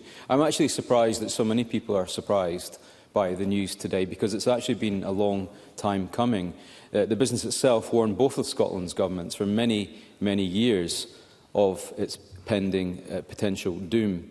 Because the reality is that if we do not prepare Scotland's historic industries for today's economic landscape, and if we do not prepare today's industries for tomorrow's economic landscapes, then governments are failing in their duty. It's not good enough to maintain a line. Simply, it's up to the private sector to just make do and survive. That is an unsustainable position, particularly if governments manage the levers which accommodate and nurture industries. The cost, this is something that Murdo Fraser mentioned in his statement, the cost and regulation, for example, of the energy market, business grants and loans, corporation tax and other business incentives, education and skills, a point made by Alexander Stewart, and the shortages therein. Of course, some of these are reserved, some of these are devolved, but frankly, to businesses and their workers, they don't care. They just want support. Let me turn to today's, I think, very insightful debate, which I think was also productive, but particularly the motion and the amendments that are placed in front of us. We will be supporting the Government's motion in that we are in agreement about the value of Scotland's heavy industrial and manufacturing sectors. I think that's something I hope is a shared point. We will equally support Labour's amendment which calls on the Scottish Government to publish a detailed timeline relating to the implementation of the recommendations from Project Willow. And of course there are many things in the Conservative amendment that I do agree with, such as condemning Labour's national insurance hike, which is a fair point that's been well made, and of course that party's support for Grangemouth, something I would not oppose. But the one amendment I cannot bring myself to support today is the Green Amendment. And that's simply because I believe that private industry is needed for Scotland's just transition. And by industry, I mean that is private businesses, because they need to be part of the solution and not solely seen as the problem. Industrial strategy is, by its very nature, means different things to different... I've got a lot to get through. It means different things to different people. And now, in today's context, we are talking about the sheer magnitude of intervention, particularly financial intervention, that will be needed in the oil and gas sectors. But in other parts of Scotland, deindustrialisation and the continuous loss of big local employers has an absolutely devastating effect too. It's places like Inverclyde, my home community, which have suffered decades of neglect by successive governments. Now, over many years, Inverclyde has lost major local employers. They simply closed up shop, packed up and gone. Amazon, Berry PPI, EE, IBM, National Semiconductor, RBS. In the last 18 months alone, 1,200 jobs have been lost in that local economy. That is just as devastating to them as what is happening in Grangemouth to their economy. And no matter how resilient people are, and people in working class communities generally are resilient, but the same issues face us all: the ageing population, lower or sluggish economic activity, and those are the root causes of so many of the societal issues that we debate in this place. I would go as far as saying, Presiding Officer, that this compounding effect of flagging local economies, like the ones that I represent, is tantamount to a national economic emergency. It is a silent economic crisis for which nothing is being done about. Now, I'd say the decline of our economy is simply not inevitable. I talked about in my opening comments the CBI's policy calls to us, and I want to repeat them for the benefit of the government benches. They want the Scottish Government to do the following: use the full range of policy levers at its disposal to address long-standing barriers to growth. I agree. Improve infrastructure and connectivity. That means digital, new homes and key roads.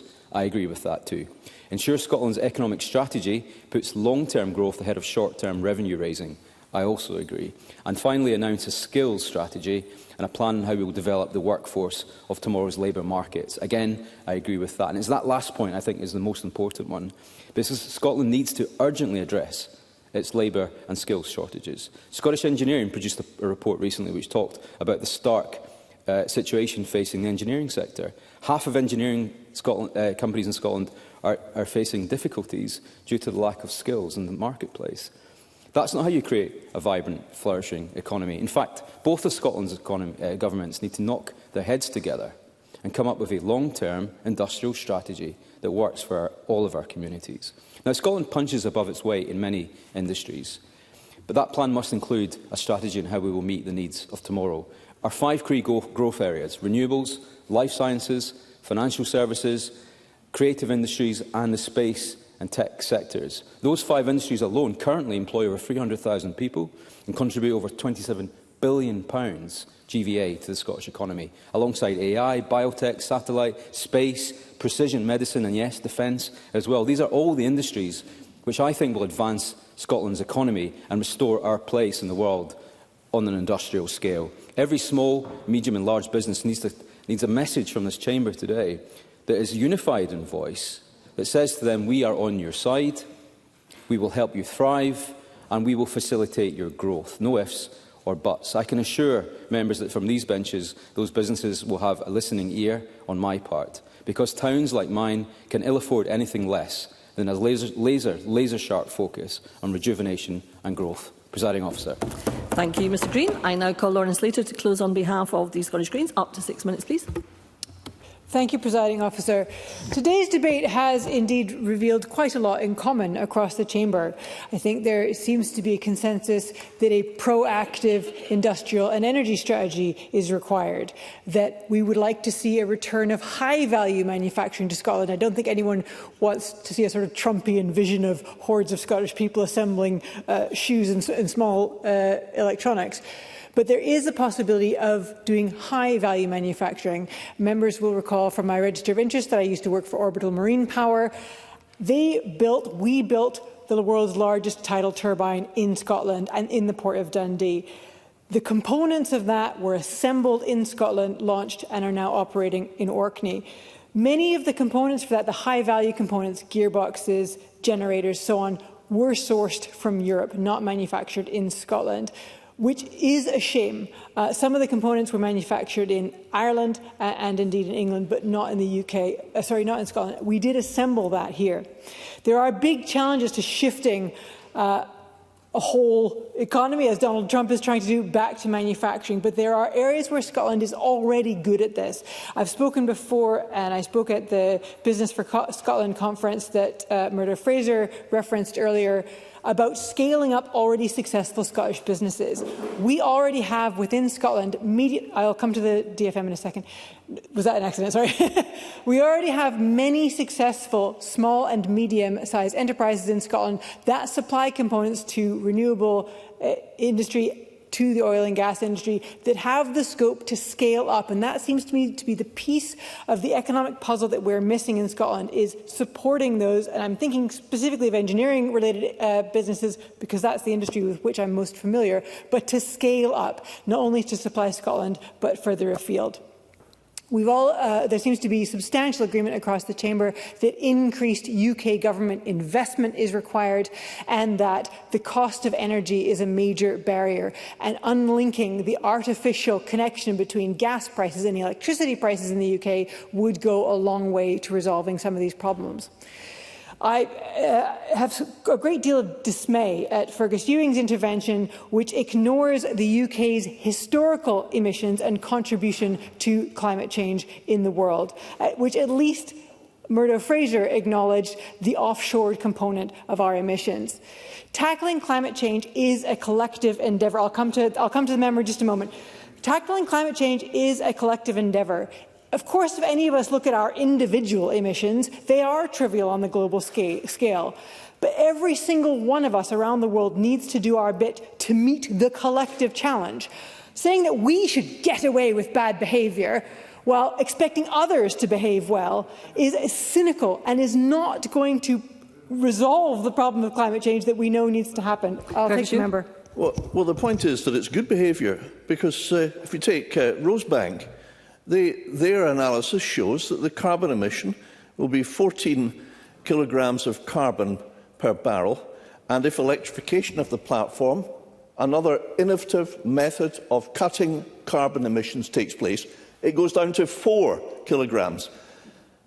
President Trump's frack gas it produces 78 kilograms of carbon. Not all oil and gas is equal. Surely it makes sense to use the methods of production that reduce to an absolute minimum the carbon emissions from production. And why does the member consistently ignore those facts? I think Lawrence Leader. The member consistently ignores the facts of the international market. We do not control American policy on gas extraction, but they sell those on the market to our gas suppliers here, based entirely on price. Now, I absolutely have scepticism about capitalism and global markets in ability to tackle climate change, but you cannot suggest that this is a way to reduce carbon emissions, because our energy suppliers in the UK will buy the cheapest gas available. If the member is proposing that the UK implement some sort of law requiring that gas providers in the UK buy lower carbon production, that would be an interesting thing to contemplate, but he isn't. He is still a proponent of this market-based energy system, and that is what is going to happen. The way we manage our emissions is to reduce demand for gas in Scotland, and that includes things like insulating our homes properly, like getting people out of cars, like taxing aviation. These are all things that we could do in Scotland to rapidly reduce our dependence on oil and gas. In fact, I would agree with many members on the Chamber about the importance of steel production, and actually about the importance of unlinking that from fossil fuels. A feasibility study undertaken by British Steel and EDF in 2022 of using hydrogen for steel production had good results. I quote, "Full conversion of TBM's furnace to hydrogen could reduce its direct CO2 emissions by 94%, or 71,000 tonnes, based on a 2021 emissions data. Indeed, the main challenge noticed in the conclusion was a mature and reliable supply of hydrogen, which is clearly a significant opportunity for Scotland. The production of green hydrogen requires cheap electricity and water, something in which Scotland is abundant."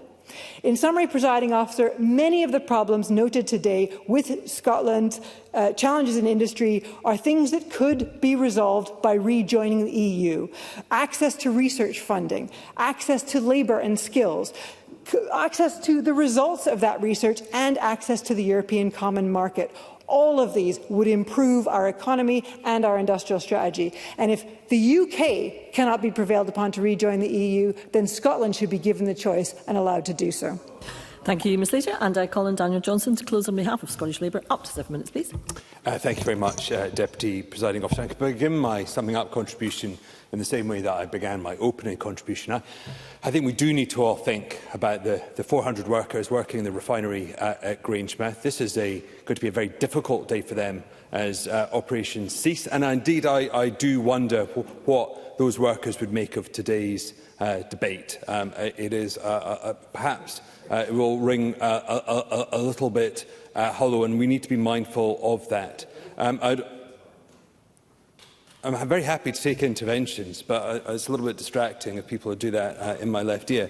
I'd also like to just reflect, a little bit on a tangent on what Eleanor Whittam said at the beginning of her contributions. Now, I know Alex Cole-Hamilton never likes it when I try to claim the Liberals are in some sort of pact with the Labour Party, but I think the Liberal result in Canada is something of to hold on to as a hope for more, I think, enlightened and progressive forces in politics. And I think we can all reflect that Mark Carney has done far better than any of us by becoming Prime Minister and being elected for the first time all in the same day. It's a very strong political performance.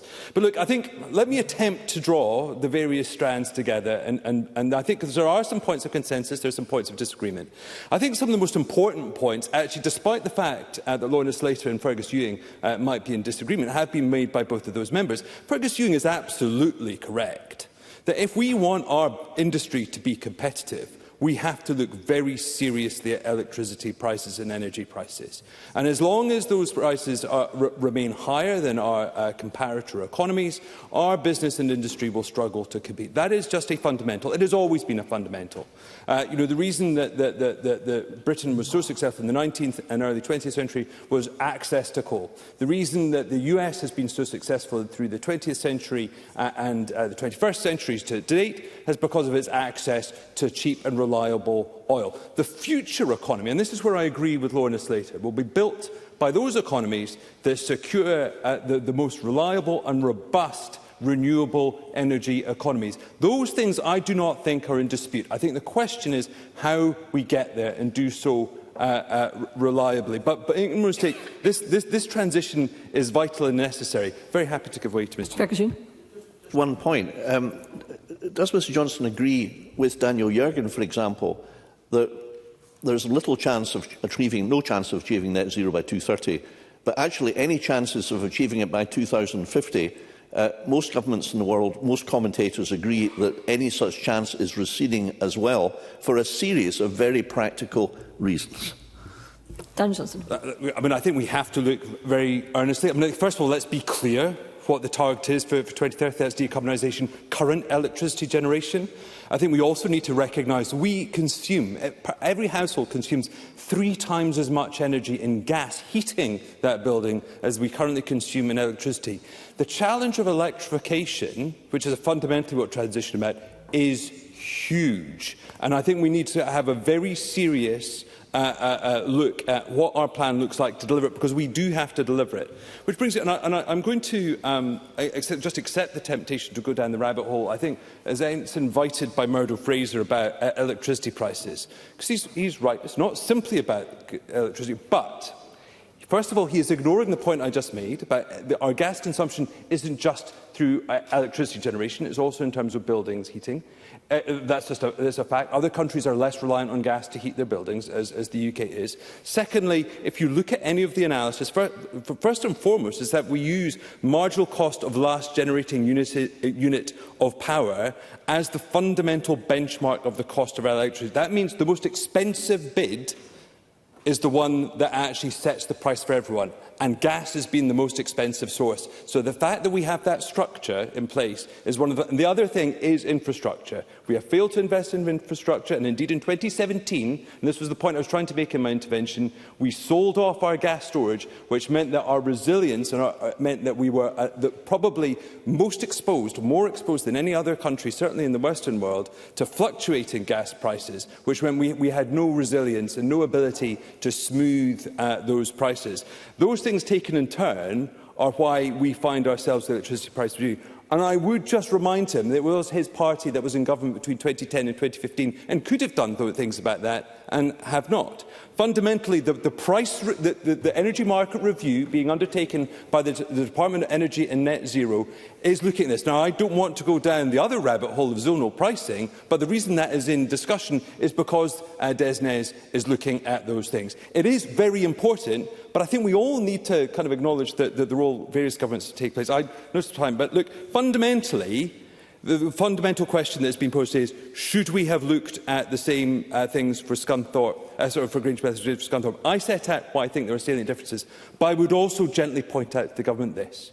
If they were so serious about it, they should have raised it with the UK government. My understanding is that they have not raised it once in the dozens of discussions over the many months that our ministers have been discussing the future of Grangemouth.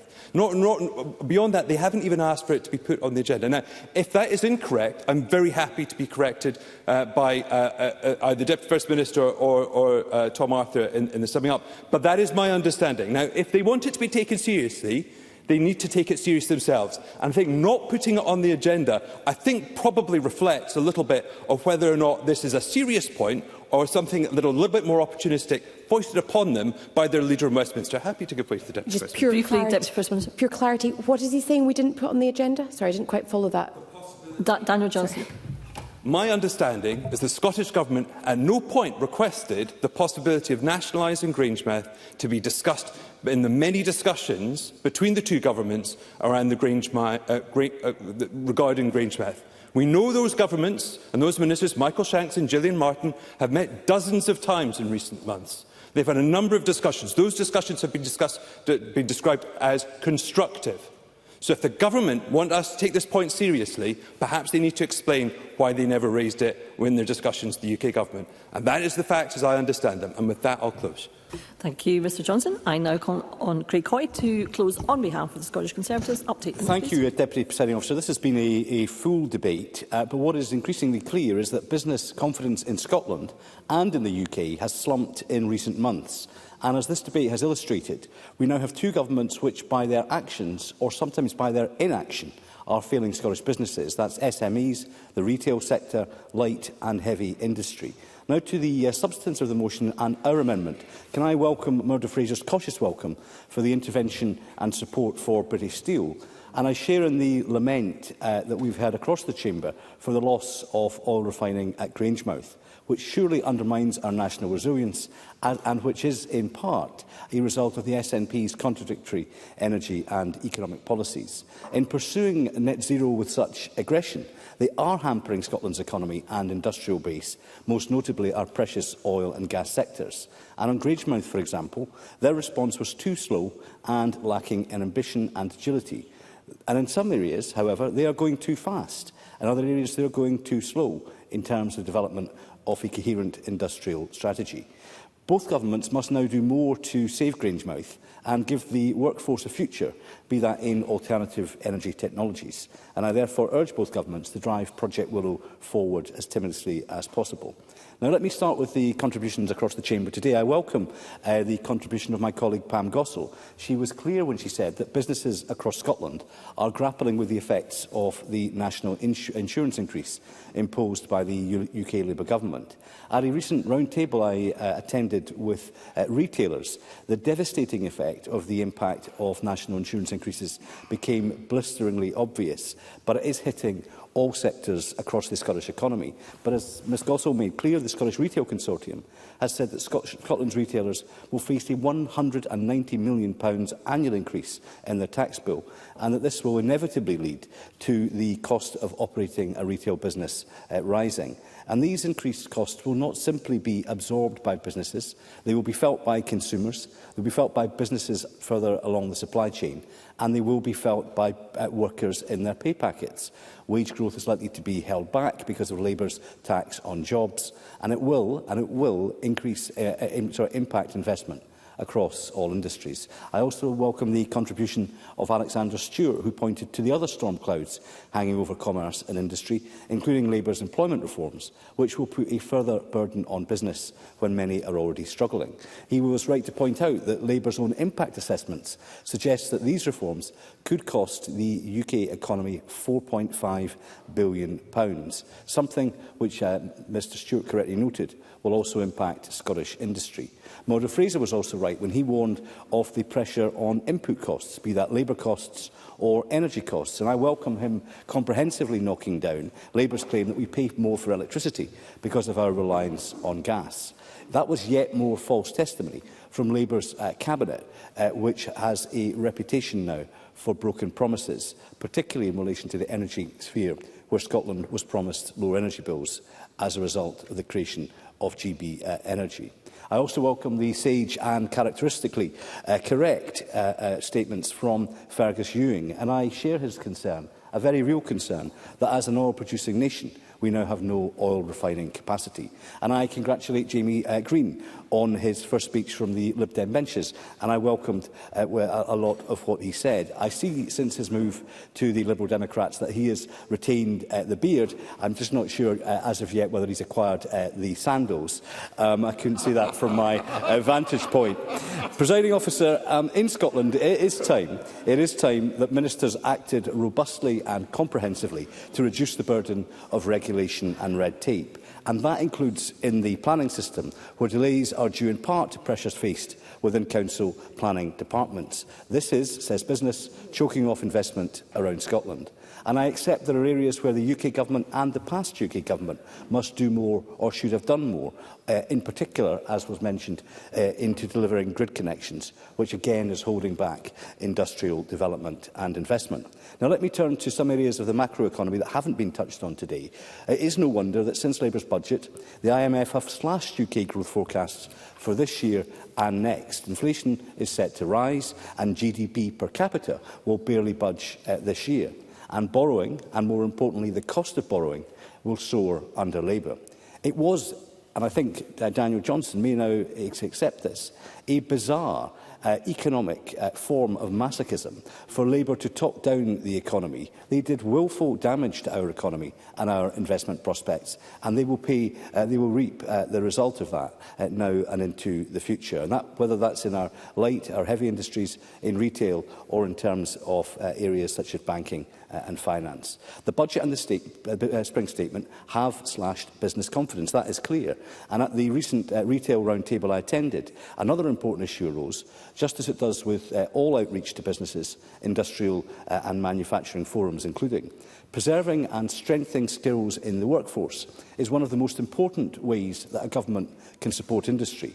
With a more well-educated, highly skilled workforce, our industry can be more resilient to potentially damaging international shocks, and it can take on more opportunities for growth. And apprenticeships are a vital part of developing workforce skills. On paper, that's why the Scottish businesses pay an apprenticeship levy to help renew workforce skills and benefit everyone, including themselves. But unfortunately, under this SNP government, they have a very poor track record of ensuring that these funds are actually going into benefiting our industry through apprenticeships. Instead of this levy being used as it should be, namely to deliver apprenticeships, it appears to be disappearing into government coffers. Earlier this month, trade body Select called for all revenue from the apprenticeship levy to be ring-fenced and for further incentives to be introduced for employers to invest in accredited training, because that will drive growth. So the question I now have for ministers, and perhaps the Minister can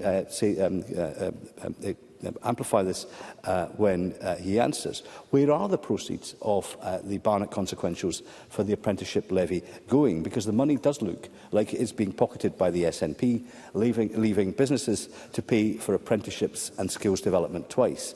And if this government is serious about wanting to support Scotland's industry, they should heed these entirely reasonable calls and make sure that apprenticeship levy funds are actually being used for apprenticeships. And if the government is planning on reforming the system, they must make sure that that is a central aspect of any new approach to apprenticeship funding. If I can, Deputy Presiding Officer, return to the main thrust of my party's motion and our argument. This government does not understand how to deliver growth, green or otherwise. That's not just my view, that's the view of Michelle Ferguson, the Director of CBI Scotland, who warned, and I quote, "Scotland is underperforming in areas crucial to our long-term prosperity, such as business investment, and businesses desperately lack access to the people and skills that they need to succeed." The CBI's call is clear, and I will close on that. They want a more competitive tax policy and businesses to work with the Scottish Government. They want co-creation of policy that protects Scotland's competitiveness and avoids shortchanging our long-term growth ambitions, especially in green jobs and offshore wind. It is quite clear now that this government, its interventions into industry, be that Ferguson Marine or BIFAB, have all but extinguished any confidence that is left that this government understands the principles and drivers of business. It is a sorry state of affairs in conclusion, and one that will only be reversed by a healthy dose of common sense conservatism through pro-growth and pro-business economic and industrial strategy. Thank you, Mr Hoy. I now call on Tom Arthur to close on behalf of the Scottish Government. Up to 10 minutes, Minister. Thank you, Presiding Officer. At the outset of my remarks, can I express my solidarity and thoughts with the workforce at the Grangemouth refinery and what I know will be an extremely challenging day for them, for their families and for the wider community, and to reiterate the Scottish Government's commitment to securing a long-term and sustainable future for the site by progressing the proposals identified in Project Willow, and through a £25 million fund to establish a Grangemouth Just Transition Fund to take forward these proposals as well as other opportunities across the industrial cluster. Presiding Officer, turning to the contributions from members across the chamber, I think this has been a very worthwhile debate this afternoon, and I think while there are clearly differences of opinion, there is also a broad degree of consensus. We have focused on some very specific and hugely important practical matters, particularly on the cost of energy and electricity. This is a point that Murdo Fraser raised. It's a point that Fergus Huon has spoken of at some length. And indeed, The cost of energy is central to this debate. It is also central to the wider cost of living pressures that the UK and indeed other countries have been wrestling with. There's also been some, I think, broader questions implicit in some of the contributions that we've heard, including from Christine Graham and other members as well, is about whether or not there is still the same broad consensus that existed on globalisation, say a decade or 2 decades ago now, and that is reflected not just in the reaction to the developments with regards to tariffs, but also over how we relatively prioritise domestic industries, whether that is matters of purely economic security or also reflecting concerns around geopolitical security. I'm happy to give way to Mr Green. Jamie Green.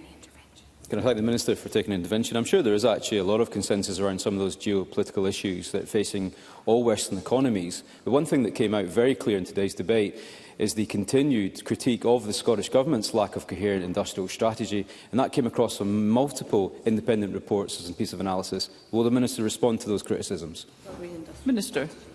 The Scottish Government has set out through its National Strategy for Economic Transformation and indeed its recently published Green Industrial Strategy what our clear priorities are, and I know from engagement with investors and from business more widely that they are welcomed by providing clarity around what the Scottish Government's priorities are, reflecting where our comparative advantages lie. But let me just touch on some of the contributions in turn. I do just want to know that Murdo Fraser in his contribution highlighted the Business in Parliament event, which I had the opportunity to participate in last week as well. I want to commend the work of the Parliament and you, Presiding Officer, for your leadership in that. But to highlight it is a very effective example of what is required to ensure that we collectively as an institution are reflecting the economic priorities of the business community in Scotland and the country more widely. It is only through that type of close listening and engagement that we can ensure that our collective policy making is aligned. Daniel Johnson spoke about this being a time of profound economic change. Of course, where the end destination is remains highly uncertain, and I think we can recognise that from the pace of change in policy developments internationally over recent weeks. There has, of course, been a clear focus, as per the motion, on the UK Government intervention in Scunthorpe. That is something that the Scottish Government welcomes, recognising the strategic importance of that site and the opportunities for Scottish sites to benefit from that directly as well. I think the central point that I and others have been seeking to articulate in regards to this is the lack of a commensurate intervention with regards to Grangemouth, something that would have been on par with the commitments the Labour Party gave ahead of the general election in 2024. So what I would want to reiterate, of course, is that this Government is committed to doing all that we can to secure a sustainable future for the Grangemouth site, and indeed, in doing so, to work constructively with the UK Government and other partners. Lorna Slater spoke about the key word being transition here, and she also raised, I think, an important question that was implicit in her remarks, which was with regards to what our time horizons are. And of course, in terms of addressing the time horizons involved in the transition, they do transcend any individual parliamentary cycle. And that does create a challenge around policy making, which is important, that why, when addressing these issues, we try to ensure we do not regress into sort of thinking in very short-term timeframes, because that will not enable us to achieve the strategic change that we have to ultimately realise if we are to meet our obligations in 2045, and also to meet that need for energy security and indeed geopolitical security associated with that. I think Elena Whittam touched on a very important point that a number of members covered over the course of their contributions this afternoon, and that was the primacy and the importance of regional economics. And of course, we recognise that within the UK as a whole, we have a significant challenge of economic imbalance. And that economic imbalance creates economic instability, which begets social instability, which begets political instability, which begets further economic instability, and so on. And I think we can, if we're seeking to understand some of the political instability within the UK today and more widely elsewhere in the world, it's understanding that question of regional economic imbalance. And Ayrshire is an outstanding example of a region in Scotland seeking to address that through the work of the Ayrshire Growth Deal and, of course, through the work of community wealth building that has been taken forward there as well. Colin Smith, in his contribution, again highlighted the south of Scotland and the need to have regard to all parts of Scotland if we are to see the country flourish as a whole. Gordon MacDonald spoke of the imbalance in the UK economy, and indeed Christine Graham touched upon the lessons of history and also to take into account the constraints we operate under as a devolved parliament. Alexander Stewart spoke about the role of tax, and Claire Hockey made an important point with regards to understanding the context in which we operate, which is a series of challenges going back to the financial crash of 2008, Brexit, the global pandemic, the cost crisis, and indeed the current instability of the global trading environment. Overall, Presiding Officer, this has been a worthwhile debate. I think there is much consensus to be found from it, and I look forward to engaging with colleagues constructively as we take forward this shared agenda. Thank you, Minister. The next item of business is consideration of Business Motion 17398 in the name of Jamie Hepburn on behalf of the Parliamentary Bureau on changes to the business programme. Any member who wishes to speak to the motion should press their request to speak button now. And I call on Jamie Hepburn to move the motion.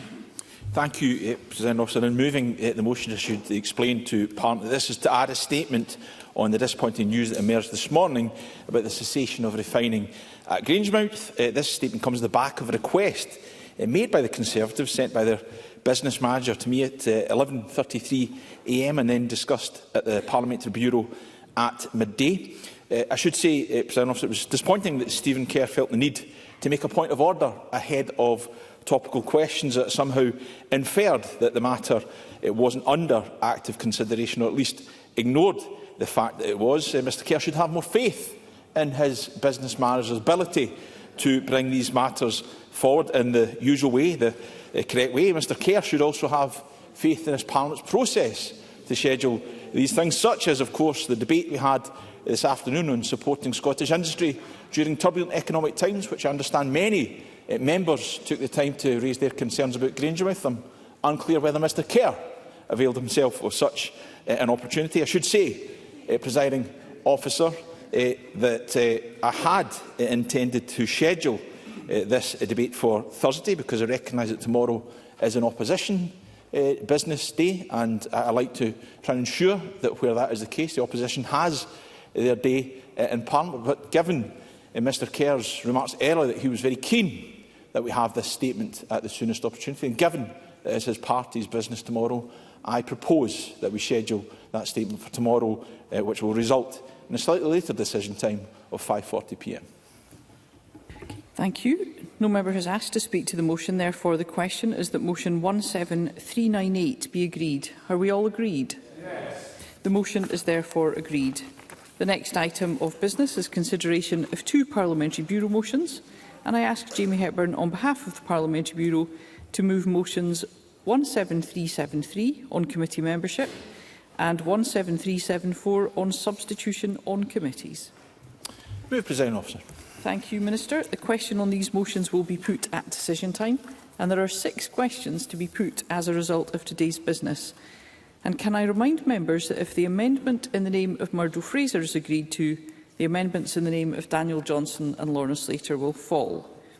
So the first question is that Amendment 17352.3 in the name of Murdo Fraser, which seeks to amend motion 17352 in the name of Kate Forbes, on supporting Scottish industry during turbulent economic times, be agreed. Are we all agreed? No. The Parliament is not agreed, therefore we'll move to a vote, and there will be a short suspension to allow members to access digital voting.